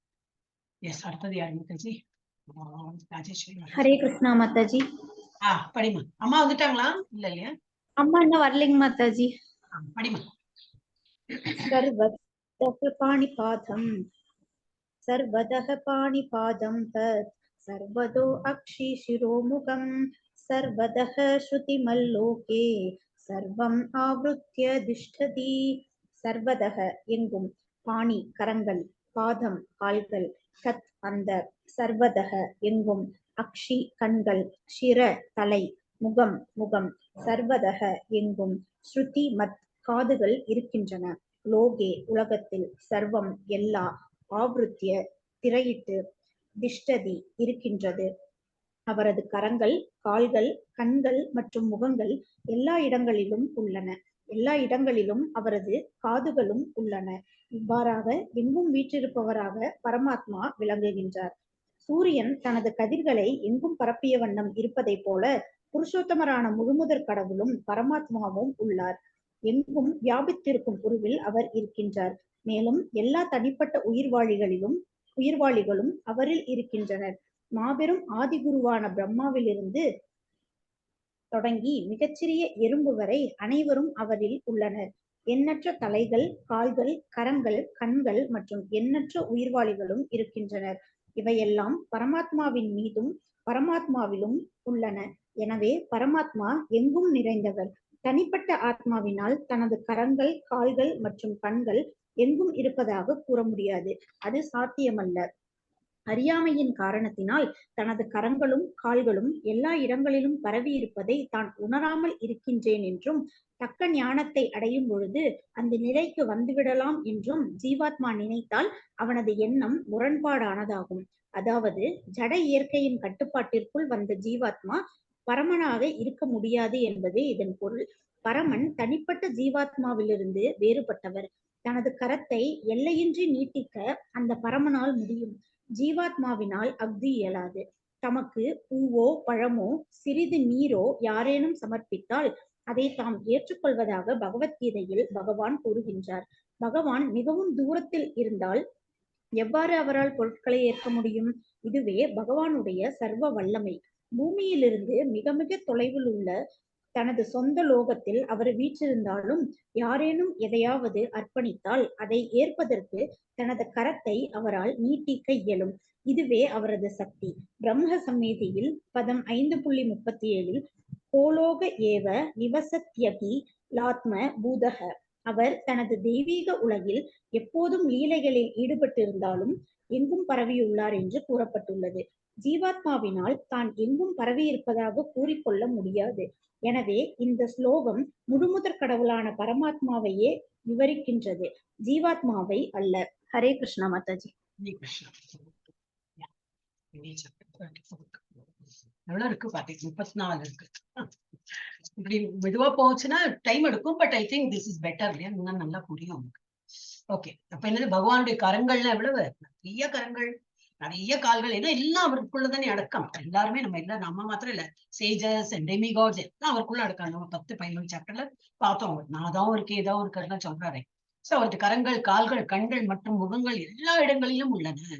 எல்லா இடங்களிலும் அவரது காதுகளும் உள்ளன. இவ்வாறாக எங்கும் வீற்றிருப்பவராக பரமாத்மா விளங்குகின்றார். சூரியன் தனது கதிர்களை எங்கும், சூரியன் வந்தாச்சுன்னா எல்லா இடத்துலயும் வந்து வெளிச்சம் வந்துடும். எங்கும் பரப்பிய வண்ணம் இருப்பதை போல புருஷோத்தமரான முழுமுதற் கடவுளும் பரமாத்மாவும் உள்ளார். எங்கும் வியாபித்திருக்கும் உருவில் அவர் இருக்கின்றார். மேலும் எல்லா தனிப்பட்ட உயிர்வாழிகளும் அவரில் இருக்கின்றன. அப்படின்னா என்ன அர்த்தம்? அவர் தான் இதெல்லாம் கிரியேட் பண்ணியிருக்காரு. எல்லாத்தையும் அவர் இருக்கார், நாமெல்லாம் அதுக்குள்ள இருக்கோம். அவரோட என்ன வேர்டு போட்டிருக்கு? எங்கும் வியாபித்திருக்கும் உருவில் அவர் இருக்கின்றார். மேலும் எல்லா தனிப்பட்ட உயிர்வாழிகளும் அவரில் இருக்கின்றோம். என்ன அவர் தான் கிரியேட் பண்ணிருக்காரு, எல்லா இடத்துலயும் இருக்காரு. சோ நம்மளும் அவரில் இருக்கின்றன. மாபெரும் ஆதி குருவான பிரம்மாவிலிருந்து தொடங்கி மிகச்சிறிய எறும்பு வரை அனைவரும் அவரில் உள்ளனர். எண்ணற்ற தலைகள், கால்கள், கரங்கள், கண்கள் மற்றும் எண்ணற்ற உயிர்வாழிகளும் இருக்கின்றனர். இவையெல்லாம் பரமாத்மாவின் மீதும் பரமாத்மாவிலும் உள்ளன. எனவே பரமாத்மா எங்கும் நிறைந்தவர். தனிப்பட்ட ஆத்மாவினால் தனது கரங்கள், கால்கள் மற்றும் கண்கள் எல்லாம் ஒரு லெவலுக்கு வரைக்கும் தான் நம்ம கண்ணு காதுல போகும், கேட்கும், பார்க்க முடியும். கையும் வந்து ஒரு லெவல் வரைக்கும் தான் தொட முடியும். ஆனா எங்கும் இருப்பதாக கூற முடியாது, அது சாத்தியமல்ல. அறியாமையின் காரணத்தினால் தனது கரங்களும் கால்களும் எல்லா இடங்களிலும் பரவி இருப்பதை தான் உணராமல் இருக்கின்றேன் என்றும், தக்க ஞானத்தை அடையும் போது அந்த நிலைக்கு வந்து விடலாம் என்றும், ஜீவாத்மா இயற்கையின் கட்டுப்பாட்டிற்குள் வந்த ஜீவாத்மா பரமனாக இருக்க முடியாது என்பதே இதன் பொருள். பரமன் தனிப்பட்ட ஜீவாத்மாவிலிருந்து வெளிப்பட்டவர். தனது கரத்தை எல்லையின்றி நீட்டிக்கேன்னா நம்ம பகவானுக்கு ஆஃபர் பண்றோம். பகவான் ஏத்துக்கிறார் சொல்றோம். எப்படி ஏத்துக்கிறார்? அவர் இருக்கார், எல்லா இடத்துலயும் இருக்கார். இப்ப நான் பேசிட்டு இருக்கேன், எங்க பக்கத்துல இப்படி கேட்டுன்னு இருப்பார். உங்க வீட்லயே இருப்பார், இப்படி கேட்டுன்னு இருப்பார், நீங்களா படிக்கிறாளே அப்படின்னு. சோ அவர் எல்லா இடத்துலயும் இருக்க முடியும். கோபிகளோட அந்த இது ராசலீல பார்த்தா தெரியும். இந்த பிக்சரை பார்த்தாலே யூ வில் அண்டர்ஸ்டாண்ட். ஒரு கோபிக்கு என்ன தோன்றதுன்னா, எங்கூட கிருஷ்ணர் ஆடுறாரு, எங்கூட கிருஷ்ணர் ஆடுறான்னு அப்படி மெய்மருந்து ஆடுறான் எல்லாம். ஆனா இந்த கோபி இன்னொரு கோபியை பாக்குறதே கிடையாது. ஏன்னா அந்த கிருஷ்ணர் எங்கிட்ட தானே ஆடிட்டு இருக்கா. அப்ப நான் அதை மெய்மருந்து ஆடிட்டு இருக்கேன். கிருஷ்ணர் எல்லாரும் கூட இருக்கிற போல எல்லாம் அந்த பாவம். இப்ப நமக்கு அந்த பாவம் தான் கொண்டு வரணும். பகவான் இருக்கார், நம்ம ஆஃபர் பண்றோம், அதை எடுத்துக்கிறார். அந்த மாதிரி பாவத்தோட நம்ம வந்து அந்த ஆன்மீகத்தோட பண்ணா அவர் ஏத்துக்கிறார். அப்புறம் என்னது, அவர் வந்து வாயால, நமக்கு தான் வாயால சாப்பிடணும், வயிற்றுக்குள்ள போகும் டைஜஷன். அவரெல்லாம் கண்ணரோல பண்ணணும் அப்படிதானே சொல்றாரு இல்லையா? கண்டரோல பண்ணணும். அவர் கண்ணாலே சாப்பிடலாம், மனசால சாப்பிடலாம். அந்த மாதிரி எல்லாம் அவருக்கு ஏன்னா அவர் பகவான். சோ ஜீவாத்மாவிலிருந்து வேறுபட்டவர். தனது கரத்தை எல்லையின்றி நீட்டிக்க அந்த பரமனால் முடியும். ஜீவாத்மாவினால் அது இயலாது. அதான் மாதாஜி, கண்டு அருள்வார், கொண்டு அருள மாட்டார் பகவான். கொண்டு அருள மாட்டாருன்னு என்ன மாதாஜி? எனக்கு அது கேட்டது. கண்ணால பார்த்து கொண்டு வாயால சாப்பிட மாட்டாரு மாதாஜி. கண்ணால அவரு சாப்பிடுவாரு. நம்ம வாய் இருந்து சாப்பிடுறோம் இல்லையா? பகவான் கண்டு அருள, கொண்டு அருள மாட்டார், எடுத்துக்க மாட்டாரு. அந்த மாதிரி அப்படின்னு இவர் சொல்வாரு, வேலுக்குடி கிருஷ்ணன் சொல்வாரு உபன்யாசத்துல. வேலுக்குடியோட.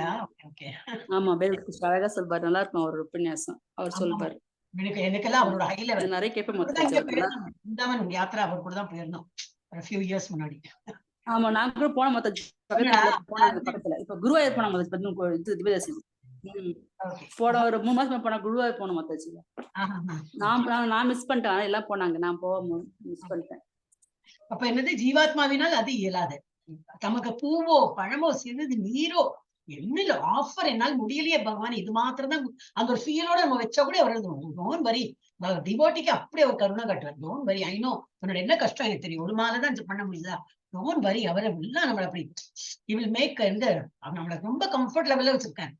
அவரை தான் சொன்னேன், அவர் ரிட்டர்ன் கிஃப்ட் கொடுக்கறது காத்துட்டு இருக்காரு நமக்கு. நம்ம தான் வந்து பண்ண மாட்டேங்க.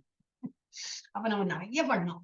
அவரை வந்து அப்படி அவர் என்ன திக்கு முக்கால வைக்கணும். எப்பப்ப என்னமா என்ன புகழ்த்துறப்பா, என்னமா என்ன ஒரு நேரம் சும்மா இருக்கிறது, எப்ப பார்த்தாலும் என்னையே புகழ்த்தின்னு இருக்கா, என்னையே பண்ணிட்டு இருக்கா, இவளுக்கு எப்படி நான் ரிட்டர்ன் கிஃப்ட் கொடுக்கறதுன்னு திங்க் பண்ணிட்டு அடுத்த நாளைக்கு இதை விட நிறைய பண்ணணும். அப்பப்ப இவ்வளவு பண்றாள், இவளுக்கு என்னதான் கொடுக்கலாம் அப்படின்னு அவர் திக்கு முக்காடு பண்ணும். அந்த போட்டி வேணா நம்ம பண்ணலாம் பகவானுக்கு எதிரே. ஓகே, ஜீவாத்மாவினால் அது இயலாது. தமக்கு பூவோ பழமோ நீரோ யாரேனும் சமர்ப்பித்தால் அதை தாம் ஏற்றுக்கொள்வதாக பகவத்கீதையில் பகவான் 9வது சாப்டர்ல கொடுத்திருக்கார். பகவான் கூறுகின்றது, பகவான் மிகவும் தூரத்தில் இருந்தால் எவ்வாறு அவரால் பொருள்களை ஏற்க முடியும்? இதுவே பகவானுடைய சர்வ வல்லமை. அவரால் முடியும், நம்மளால தான் முடியாது. பூமியில இருந்து மிக மிக தொலைவில் உள்ள தனது எல்லாம் கோலோக் சாட்டு அதுல பார்த்தா நமக்கு தெரியும்.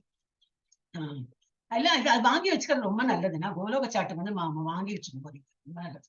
எங்களுக்கு ஆஸ் அ டீச்சர் எங்களுக்கு கொடுத்துருந்தாங்க. அதனால எனக்கு வந்து என் வால் தான் இல்லை எனக்கு போடுறதுக்கு, அது ஃபிட் பண்ணணும்.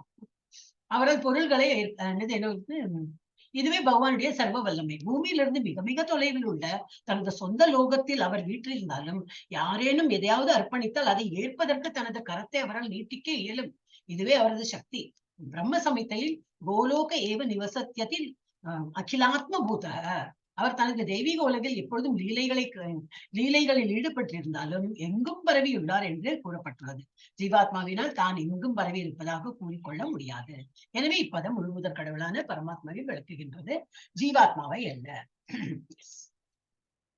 அடுத்தது நீங்க இது சத்யபாமா. ஹரே கிருஷ்ணா மாதாஜி. ஹரே கிருஷ்ணா.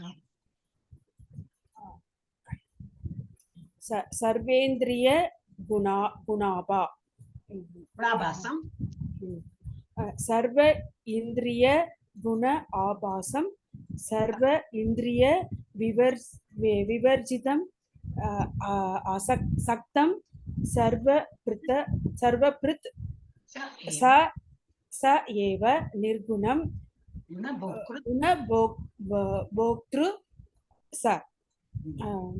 சர்வ எல்லா, இந்திரிய புலன்கள், குணங்கள், ஆபாசம் மூல காரணம், சர்வ எல்லா இந்திரிய பலன்கள், விவர்ஜிதம் இல்லாமல், சக்தம் பற்றின்றி, சர்வ அனைவரையும் பராமரிப்பவர், ச மேலும், ஏவ நிச்சயமாக, நிர்குணம் ஜட குணங்கள் இன்றி, குணபோக்திரு குணங்களின் எஜமானர், ச மேலும். மொழிபெயர்ப்பு. எல்லா புலன்களுக்கும் மூல காரணம் பரமாத்மாவே, இருப்பினும் அவரிடம் புலன்கள் கிடையாது. எனவே அவரே எல்லா உயிர்வாழிகளையும் பராமரிப்பவர். இருப்பினும் அவர் பற்றற்றவராக உள்ளார். அவர் இயற்கையின் குணங்களுக்கு அப்பாற்பட்டவர். அதே சமயத்தில் ஜட இயற்கையின் எல்லா குணங்களுக்கும் அவரே எஜமானர். உயிர்வாழிகளின் எல்லா புலன்களும் பகவானே மூலம் இருப்பினும் உயிர்வாழிகளிடம் இருப்பதை போன்ற ஜட புலன்கள் அவரிடம் இல்லை. உண்மையில் தனிப்பட்ட ஆத்மாக்களும் ஆன்மீக புலன்களை உடையவர்களே. ஆனால் அப்புலன்களை கட்டுண்ட வாழ்வின் காரணத்தினால் பௌதிக மூலக்கூறுகளால் மூடப்பட்டு அவற்றின் செயல்கள் யாவும் ஜடத்தின் மூலமாக நிறைவேற்றப்படுகின்றன. பகவானின் புலன்கள் இது போன்று மூடப்படுபவை அல்ல. அவரது புலன்கள் தெய்வீகமானவை. எனவே நிர்குண என்று அழைக்கப்படுகிறார். குண என்பது ஜட இயற்கையின் குணங்களை குறிக்கும். ஆனால் அவரது புலன்கள் ஜடத்தின் திரைக்கு அப்பாற்பட்டவை. அவை நமது புலன்களை போன்றவை அல்ல என்பது புரிந்து கொள்ளப்பட வேண்டும். புலன் சார்ந்த நமது இயக்கங்களுக்கு அவரே மூலம் என்ற போதிலும் அவரது தெய்வீக புலன்கள் களங்கமற்றவையாக உள்ளன.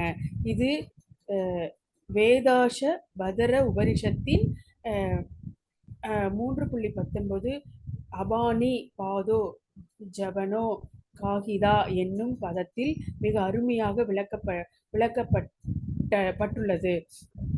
பரமபுருஷ பகவானின் கலங்கமான பௌதிக கரங்கள் கிடையாது.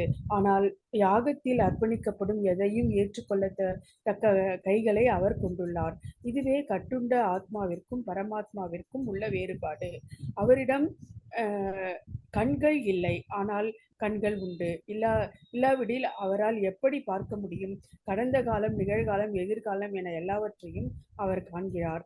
எல்லா உயிர்களின் இதயத்திலும் அவர் வாழ்கிறார். நாம் கடந்த காலத்தில் செய்தவை யாவை, தற்போது செய்பவை யாவை, வருங்காலத்தில் நமக்காக காத்திருப்பவை யாவை என்று எல்லாவற்றையும் அவர் அறிகின்றார். இதுவும் பகவத்கீதையில் உறுதி செய்யப்பட்டுள்ளது. எல்லாவற்றையும் அவர் அறிகின்றார், ஆனால் யாரும் அவரை அறிவதில்லை. பகவானுக்கு நம்மை போன்ற கால்கள் இல்லை, ஆனாலும் அவர் விண்வெளி முழுவதும் பயணம் செய்ய முடியும். ஏனெனில் அவரிடம் ஆன்மீக கால்கள் உள்ளன என்று கூறப்பட்டுள்ளது. வேறு விதமாக கூறினால், இறைவன் அருவமானவர் அல்ல. அவருக்கு கண்கள், கால்கள், கைகள் என எல்லாம் உண்டு. மேலும் அந்த பரமபுருஷனின் அம்சங்களே நாம் என்பதால் நமக்கு இவையெல்லாம் உண்டு. ஆனால் அவரது கரங்கள், கால்கள், கண்கள் மற்றும் புலன்கள் ஜட இயற்கையினால் களங்கமுற்றவை அல்ல. பகவான் தோன்றும் போது தமது சுய உருவில் நமது அந்தரங்க சக்தியின் மூலம் தோன்றுகிறார் என்பதை பகவத்கீதையும் உறுதி செய்கின்றது. ஜடசக்தியின் இறைவன் அவரே என்பதால் ஜடசக்தியினால் அவர் கலங்கமுறுவதில்லை. அவரது பூரண தோற்றமும் ஆன்மீகமானது என்பதை நாம் வேத இலக்கியத்தில் காண்கிறோம். சச்சிதானந்த விக்கிரக என்று அழைக்கப்படும் நித்திய உருவத்தை உடையவர். அவர் அவர் அவர் எல்லா வைபவங்களும் நிரம்பியவர், எல்லா செல்வங்களின் உரிமையாளரும் எல்லா சக்திகளின் எஜமானரும் அவரே. அவரே அவரே புத்தியில் தலை சிறந்தவரும் பூரண ஞானமுடையவரும் அவரே. இவை புருஷோத்தமரான முழுமுதற் கடவுளின் சில அறிகுறிகள். அவரே எல்லா உயிர்வாழிகளையும் பராமரிப்பவர், எல்லா செயல்களுக்கும் சாட்சியாக விளங்குகிறார். வேத இலக்கியத்திலிருந்து நாம் புரிந்து கொள்ளப்படி முழுமுதற் கடவுள் எப்போதும் தெய்வீகமானவர். அவரது தலை, முகம், கரங்கள் அல்லது கால்கள் நம்மால் காண முடியாவிட்டாலும் அவருக்கு இவை உண்டு. மேலும் தெய்வீக நிலைக்கு உயர்வு பெறும் போது நம்மால் பகவானுடைய உருவத்தை காண இயலும். ஜடத்தினால் கலங்கமுற்றுள்ள புலன்களை கொண்டு நம்மால் அவரது உருவத்தை காண முடியாது. எனவே ஜடத்தினால் இன்னும் பாதிக்கப்பட்டுள்ளவர்களான அருவவாதிகளால் புருஷோத்தமரான முழுமுதற் கடவுளை புரிந்து கொள்ள முடியாது. ஹரே கிருஷ்ண மாதாஜி. எல்லா புலன்களுக்கும் மூல காரணம் என்னது? பரமாத்மா தான். எல்லாம் அவர் எனிதிங் புலன்களுக்கு மாத்திரம் இல்லை, எல்லாத்துக்குமே அவர் தானே காரணம். சோ எல்லா புலன்களுக்கும் அவர் தான் மூல காரணம். இருப்பினும் அவரிடம் புலன்கள் கிடையாது, அவர் தான் இதுக்கெல்லாம் கொடுத்த காரணம். ஆனாலும் அவரிடம் ஏதாவது புலன்கள் இருக்கா? இல்லை. அவரே எல்லா உயிர்வாய்களையும் பராமரிப்பவர். இருப்பினும் அவர் பற்றற்றவராக இருக்கிறார். நம்ம ஏதோ ஒரு வீட்டை கொஞ்சம் பராமரிக்கிறோம், இது என் வீடு, நான் இல்லைன்னா இந்த வீடு எப்படி இருக்கும் தெரியுமா சொல்லி நம்ம பீத்திக்கிறோம். பகவான் அப்படி அப்போ எத்தனை சொல்லணும் இல்லையா? எல்லாத்தையும் அவர் தான் பண்றார். ஆனா அவர் பற்றற்றவராக இருக்கார். அவர் இயற்கையின் குணங்களுக்கு அப்பாற்பட்டவர். அதே சமயத்தில் ஜட இயற்கையின் எல்லா குணங்களுக்கும் அவரே எஜமானர். எல்லாத்தையும் கிரியேட் பண்ணுவார். ஆனா அவர் அதுல எல்லாம் பற்று வச்சுக்க மாட்டார். உயிர்களுக்கு அதுல இருந்து நம்ம படிச்சுக்கணும். அதுல இருந்து என்னது? நம்ம பற்றற்று இருக்கணும். உயிர்வாழிகளின் எல்லா புலன்களுக்கும் பகவானின் மூலம். இருப்பினும் உயிர்வாழிகளிடம் இருப்பதை போன்ற ஜட புலன்கள் அவரிடம் இல்லை. பார்க்கறது நம்மள மாதிரி ஒரு உருவத்துல இருக்காருனாலும் அவருக்கு நம்மள மாதிரி ஒரு உடலும் கிடையாது, புலன்களும் கிடையாது. உண்மையில் தனிப்பட்ட ஆத்மாக்களும் ஆன்மீக புலன்களை உடையவர்களே. நம்ம எல்லாருமே சச்சிதானந்தம் தான். ஆன்மீகமா என்ன நம்ம அவர்கிட்ட தான் வந்திருக்கோம். சோ அவரோட எல்லா குணங்களும் நம்ம கிட்ட இருக்கும். ஆனா குறைவா இருக்கும். ரொம்ப குவாலிட்டி சேமா இருக்கும், குவான்டிட்டி கம்மியா இருக்கும். அதுக்கு எக்ஸாம்பிள் என்ன கொடுத்திருக்கா? இதோட சமுத்திர தண்ணி எப்படி? அவர் சமுத்திரம் மாதிரினா இந்த சமுத்திரத்தோட ஒரு டிராப் நம்ம தான். அப்ப நமக்கிட்டே அந்த ஒரு டிராப்ல எவ்வளவு கரிக்கிற உப்பு தன்மை இருக்கோ அதே போல அந்த சமுத்திர தண்ணியிலயும் இருக்கும். அதே போல வேற என்னது? ஃபயர், அந்த நெருப்பு, தீப்பொறியில எவ்வளவு இருக்கும், அதுலயும் ஹீட் இருக்கும், எல்லாம் இருக்கும். அதே போல நம்மளாம் தீப்பொறிகள் தான். அவர் டோட்டல் தீப்பிழம்பு அந்த மாதிரி. உண்மையில் தனிப்பட்ட ஆத்மாக்களும் ஆன்மீக புலன்களை உடையவர்களே. ஆனால் அப்புலன்கள் கட்டுண்ட வாழ்வின் காரணத்தினால் பௌதிக மூலக்கூறுகளால் மூடப்பட்டு அவற்றின் செயல்கள் யாவும் ஜடத்தின் மூலமாக நிறைவேற்றப்படுகின்றன. இந்த ஜட உலகில் வந்ததுனால we're all bewildered அப்படின்னு ஒரு வேர்டு வரும். நம்மளாம் ஒரு இதுல மாயையில சிக்கன் இருக்கும். பகவானின் புலன்கள் இது போன்ற மூடப்படுபவை அல்ல. அவரது புலன்கள் தெய்வீகமானவை. எனவே நிர்குணம். அதுதான் உங்களுக்கு நினைவு வந்துதான் ஜெயந்தி மாதாஜி நிர்குணான்னு சொல்ற அந்த மாதாஜி கேட்டாலே நம்ம 18 days கோர்ஸ்ல நிர்குணானா இதுதான் அது. சோ அவர் நம்மள மாதிரி ஒரு குணம் கிடையாது அவருக்கு. அதுதான் ஆனா அந்த டாபிக் நம்ம அங்க சொல்லவே இல்லை. ஏன்னா இதுல வராது, பிபிடில வராது. ஆனா அவங்க என்ன புரிஞ்சு நிர்குணா கேட்டாங்க தெரியாது. அப்ப பகவான் நிர்குணம் நம்ம சொல்றது கிடையாது. ஆனா அருவவாதிகள் நிர்குணா, பகவான் இஸ் நிர்குணா அப்படிமா. ஏன்னா அவர் உருவமே இல்லைன்னா குணங்கள் எப்படி இருக்கும்? அவன் உருவமே they don't say as a உருவம். நம்ம அப்படி இல்ல. பகவானுக்கு உருவம் இருக்கு, அவருக்கு எல்லா குணங்களும் இருக்கு, ஐஸ்வர்யம் இருக்கு, எல்லா இது இருக்கு அவர்கிட்ட. அவரோட பிரதிநிதியா அவரோட என்னது, அவரோட குவாலிட்டி நம்ம கிட்டே இருக்கு. அது மாதிரி. சோ பட் என்ன அவர் நிர்குணானாக்கா என்ன அர்த்தம்? அது கொடுத்திருக்கா. அவரது புலன்கள் தெய்வீகமானவை, எனவே நிர்குணா என்று அழைக்கப்படுகிறார். குணா என்பது ஜட இயற்கையின் குணங்களை குறிக்கும். ஆனால் அவர் ஜட இயற்கையோட குணங்கள் அவருக்கு கிடையாது. அவர் ஆன்மீக குணங்கள் உண்டு, அதனால நிர்குணம். ஆனால் அவரது புலன்கள் ஜடத்தின் திரைக்கு அப்பாற்பட்டவை. அவை நமது புலன்களை போன்றவை அல்ல என்பதை புரிந்து கொள்ளப்பட வேண்டும். புலன் சார்ந்த நமது இயக்கங்களுக்கு அவரே மூலம் என்ற போதிலும் அவரது தெய்வீக புலன்கள் களங்கமற்றவையாக உள்ளன. இது ஸ்வேதேஸ்வர உபநிஷத்துல அபானி பாத்தோ ஜவனோ கிரஹீதா என்னும் பதத்தில் மிக அருமையாக விளக்கப்பட்டுள்ளது. பரமபுருஷ பகவானிடம் களங்கமான பௌதிக கரங்கள் கிடையாது. ஆனால் யாகத்தில் அர்ப்பணிக்கப்படும் எதையும் ஏற்றுக்கொள்ள தக்க கைகள் அவர் கொண்டுள்ளார். இதுவே கட்டுண்ட ஆத்மாவிற்கும் பரமாத்மாவிற்கும் உள்ள வேறுபாடு. அவரிடம் ஜடக்கண்கள் இல்லை நம்மள மாதிரி. ஆனா நம்ம வரையறோம் பகவான்கள் இப்படி எல்லாம் இருக்கு, இப்ப நம்மள மாதிரி கண்ணு நினைக்கிறோம். இல்ல, அது உருவம். நமக்கு ஒரு உருவம் இருக்கிறதுனால ஒரு உருவத்தை நம்ம கிரியேட் பண்ணிருக்கோம். ஆனா அவரோட எப்படி, அவரோட எல்லாம் தெய்வீகமயமா டிஃப்ரெண்ட் ஆகும். இதுவே கட்டுண்ட ஆத்மாவிற்கும் பரமாத்மாவுக்கும் உள்ள வேறுபாடு. அவரிடம் ஜடக்கண்கள் இல்லை, ஆனால் கண்கள் உண்டு. அது என்னது, இல்லாவிடல் அவரால் எப்படி பார்க்க முடியும்? கண்கள் இருக்கு, ஆனா நம்மள மாதிரி உருவம் இருக்கிறப்ப. ஆனா பட் ஹவு கோரிலேட், ஒரு கண்ணு அது போல 2 கண்கள் இப்படி வரைஞ்சாதான் இது ஒரு முகம், ஒரு நாசி, ஒரு வாய், இதெல்லாம் நம்ம வந்து ஒரு ஃபிகர் இப்படி பண்ணி வச்சிருக்கோம். அதனால பகவான் வந்து என்ன, பிகாஸ் வி ஹாவ் அ பாடி, அப்ப நமக்கு வந்து அந்த மாதிரி ஒரு கோரிலேட் பண்ணதான் முடியும். அதனால பகவானுக்கு ஒரு உருவம் கொடுத்து நம்ம வந்து பகவான் சொல்லியிருக்கோம். ஆனா அவரோட கண்கள் அந்த இடத்துல அங்கதான் இருக்கு. நமக்கு ஒரு எவ்வளவு ஃபால்ட்டி ஐஸ் இருக்கு, ஃபால்ட்டி இயர்ஸ் இருக்கு, அந்த மாதிரிலாம் அவருக்கு கிடையாது. இதுவே கட்டுண்டா படிச்சோம். இல்லாவிடில் அவரால் எப்படி பார்க்க முடியும்? கடந்த காலம், நிகழ்காலம். பார்க்கனா என்னது, நமக்கு தூரக்க தெரியாது, அவருக்கு தூரக்க இல்ல. நம்மளோட கடந்த காலமும் தெரியும், இப்ப நிகழ்காலம் தெரியும், வருமுறை எதிர்காலமும் அவருக்கு நல்லா தெரியும். நம்மளை பத்தி மாத்திரம் இல்ல, எல்லா உயிர் வாழிகளோடும் தெரியும். சோ அவருக்கு எல்லாம் கண்ணு காது எல்லாம் இருக்கு அவருக்கும். ஆனா நம்மள மாதிரி ஜடம் மாதிரி இன்னும் நம்ம புரிய மாட்டேங்குது. ஏன்னா we see like this. கண்ணுனா இப்படிதான் இருக்கும், ஒரு ஹியூமன் ஐஸ் இப்படி இருக்கும். ஒரு அனிமலோட, ஒரு யானை எத்தனை பேச இருக்கு, அதோட யானையோட சைஸுக்கு அந்த கண்ணு சின்னதா தெரியாது. ஆக்சுவலி அதுவும் பெரிய கண்ணு தான், ஆனா யானையோட சைஸ் இருக்காது, நார்மல் ஐஸா இருக்கும். அப்படி நம்ம வந்து இந்த ஜட வாழ்க்கையில ஜட கண்களை பார்த்து நம்ம வந்து கோரிலேட் பண்றோம். ஓகே, அவரிடம் ஜட கண்கள் இல்லை, அந்த கண்கள் உண்டு. இல்லாவிடில் அவரால் எப்படி பார்க்க முடியும்? கடந்த காலம், நிகழ்காலம், எதிர்காலம் என எல்லாவற்றையும் அவர் காண்கின்றார். எல்லா உயிர் வாழிகளின் இதயத்திலும் அவர் வாழ்கின்றார். நாம் கடந்த காலத்தில் செய்தவை யாவை, தற்போது செய்பவை யாவை, வருங்காலத்தில் நமக்காக காத்திருப்பவை யாவை என்று எல்லாவற்றையும் அவர் அறிகின்றார். இதுவும் பகவத்கீதையில் உறுதி செய்யப்பட்டுள்ளது. எல்லாவற்றையும் அவர் அறிகின்றார். ஆனால் அவரை யார் புரிஞ்சுட்டே, நான் பகவானை பத்தி புரிஞ்சுன்னு சொல்றோம் யாருமே கிடையாது. ஆனால் யாரும் அவரை அறிவதில்லை. அதுவும் ஒரு ஸ்லோகால வந்திருக்கு. பகவானுக்கு நம்மை போன்ற கால்கள் இல்லை, ஆனாலும் அவர் விண்வெளி முழுவதும் பயணம் செய்ய முடியும். ஏனெனில் அவரிடம், அப்போ எப்படின்னா தான் பகவான் புரிஞ்சுக்க முடியாது. பகவானை வந்து புரிஞ்சுக்கிறேன் அப்படின்னாக்கா அந்த என்னது பக்தி மயத்தால புரிஞ்சுக்க முடியுமே தவிர, அதுக்கெல்லாம் ஒரு உருவம் பண்ணி ஒரு அந்த மாதிரி கன்சீவ் பண்ணி நம்ம வந்து புரிஞ்சுக்க முடியாது. சரி நீ சொல்லு, எக்ஸ்பிளைன் பண்ணு, நான் டிரா பண்றேன்னு எல்லாம் பண்ணவே முடியாது. சோ பகவானை வந்து புரிஞ்சுக்கிறது கஷ்டம். பட் இத பக்தி மயமா புரிஞ்சுக்கலாம். இதுவும் பகவத்கீதை உறுதி செய்யப்பட்டது. எல்லாவற்றையும் அவர் அறிகின்றார், ஆனால் யாரும் அவரை அறிவதில்லை. பகவானுக்கு நம்மை போன்ற கால்கள் இல்லை, ஆனாலும் அவர் விண்வெளி முழுவதும் பயணம் செய்ய முடியும். ஏனெனில் அவரிடம் ஆன்மீக கால்கள் உள்ளன என்று குறிப்பிடப்பட்டுள்ளது. வேறு விதமாக கூறினால் இறைவன் அரூபமானவர் அல்ல, அவருக்கு கண்கள், கால்கள், கைகள் என எல்லாம் உண்டு.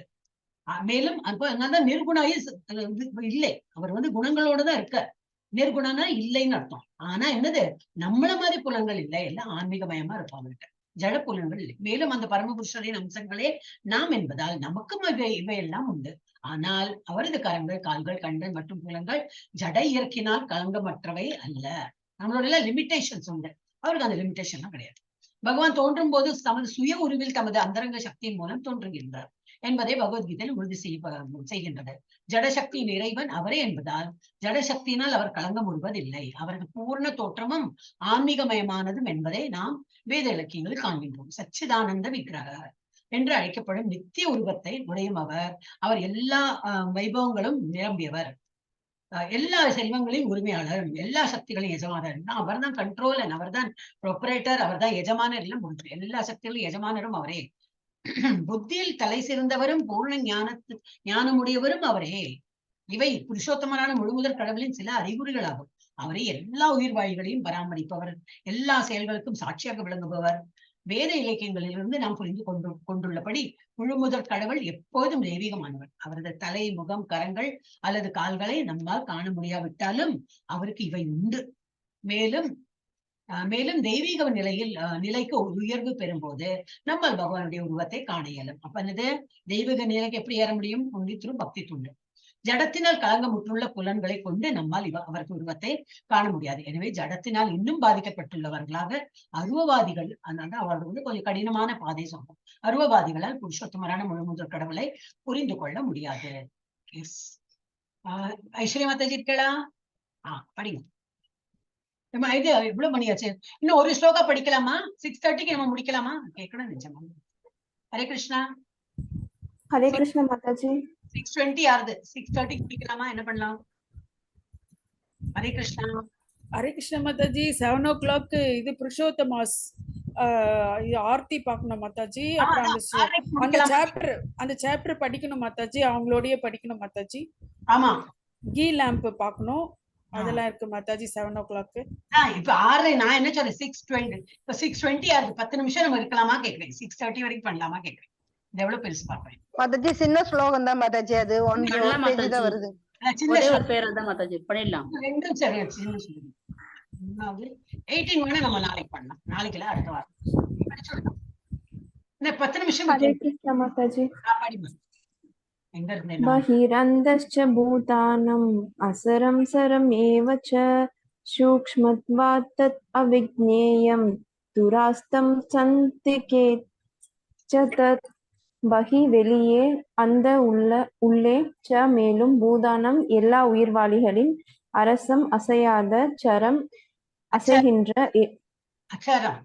அக்ஷரம் அசைகின்ற ஏவ கூட ச மேலும் சூக்ஷ்மத்வாத் சூக்ஷ்ம மாதாஜி அச்சரம் அச்சரம் அக்ஷல அச்சரம் அச்சரம் சரம் அச்சரம் அசையாத சரம் அசைகின்ற ஏவ கூட ச மேலும் சூக்ஷ்மத்வாத் சூக்ஷ்மமாக இருப்பதால் தத் அந்த அவிக்ஞேயம் அறிய முடியாத துராஸ்தம் வெகு தூரத்தில் ச மேலும் அந்திக்கே அருகில் ச மேலும் தத் அந்த பரம உண்மை எல்லா உயிர்வாளிகளின் உள்ளும் புறமும் உள்ளார்.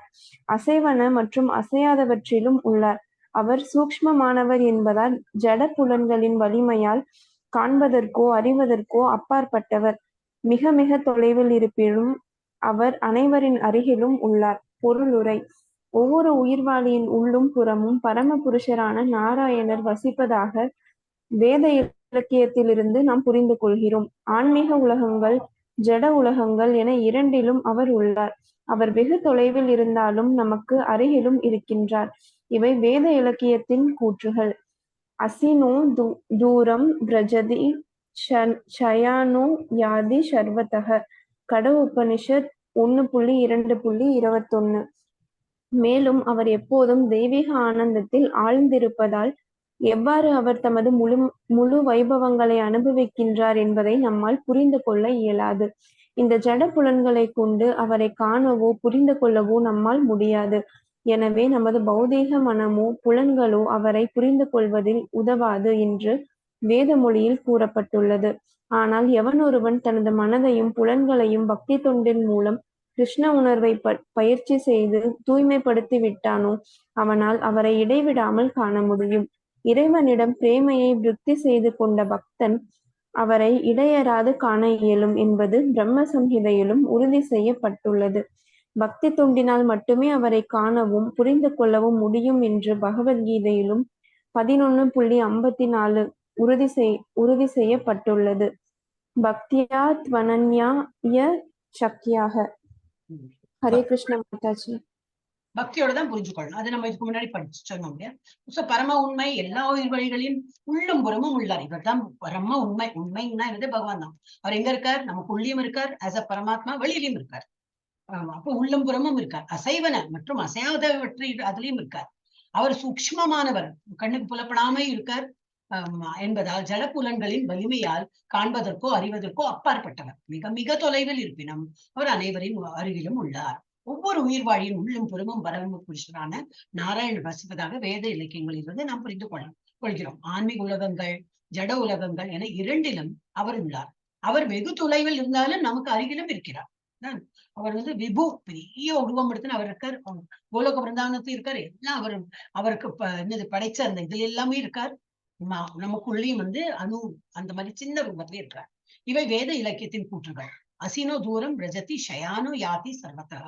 கட்டோபனிஷத்துல கொடுத்திருக்கார். மேலும் அவர் எப்பொழுதும் தெய்வீக ஆனந்தத்தில் ஆழ்ந்திருப்பதால் எவ்வாறு அவர் தமது முழு வைபவங்களை அனுபவிக்கின்றார் என்பதை நம்மால் புரிந்து கொள்ள இயலாது. இந்த ஜட புலன்களை கொண்டு அவரை காணவோ புரிந்து கொள்ளவோ நம்மால் முடியாது. அவரை புரிஞ்சுட்டோம்னு சொன்னோம்னா புரியலைன்னு அர்த்தம். எனவே நமது பௌதிக மனமோ புலன்களோ அவரை புரிந்து கொள்வதில் உதவாது என்று வேத மொழியில் கூறப்பட்டோம். அப்ப நம்ம மைண்ட வச்சு ஏதோ படிச்சேன் புரிஞ்சுட்டேன் பக்தி ஒண்ணுதான். பக்தி இருந்ததுனாக்கா போறோம். நம்ம என்ன ஒண்ணுமே படிப்பு இல்ல, நம்ம படிப்பறிவே இல்லாத அப்படின்னு வச்சுக்கலாமே. ஸ்கூல் படி ஏறினது இல்லைன்னு வச்சுக்கலாம். அப்போ பகவான் புரிஞ்சுக்க முடியும். எப்படி ஒரு பக்தியோட இருந்தா முடியும். அவரை புரிந்து கொள்வது உதுவாது என்று வேத மொழியில் கூறப்பட்டுள்ளது. ஆனால் எவன் ஒருவன் தனது மனதையும் புலன்களையும் பக்தி தொண்டின் மூலம் கிருஷ்ண உணர்வை பயிற்சி செய்து தூய்மைப்படுத்தி விட்டானோ அவனால் அவரை இடைவிடாமல் காண முடியும். இறைவனிடம் பிரேமையை விருத்தி செய்து கொண்ட பக்தன் அவரை இடையராது காண இயலும் என்பது பிரம்ம சமிதையிலும் உறுதி செய்யப்பட்டுள்ளது. பக்தி தொண்டினால் மட்டுமே அவரை காணவும் புரிந்து கொள்ள முடியும் என்பது பகவத்கீதையில் 11.54 உறுதி செய்யப்பட்டுள்ளது. பக்தியா துவனன்யா சக்கியா. இது அடுத்து 6 போறது. நம்ம 17 அடுத்த வாரத்திலையும் பண்ணலாம். ஓகே, யார் படிக்கிறது பாக்கி? அப்ப நீங்க நினைவு வச்சுக்கிறாளா? ஐஸ்வர்யா மாதாஜிக்கு அப்புறம் ஜெயந்தி மாதாஜில இருந்து படிக்கிறோம். ஓகே, இல்ல படிக்கிறாளா ஜெயந்தி மாதாஜி? படிச்சிட்டோம்னா ஆயிடுமே. வேண்டாமா? வேண்டாம், எல்லாருக்கும் லேட் ஆயிடும். Okay, will stop here. Okay Mataji. ஒரு நிமிஷம் ஸ்டாப் பண்றேன்.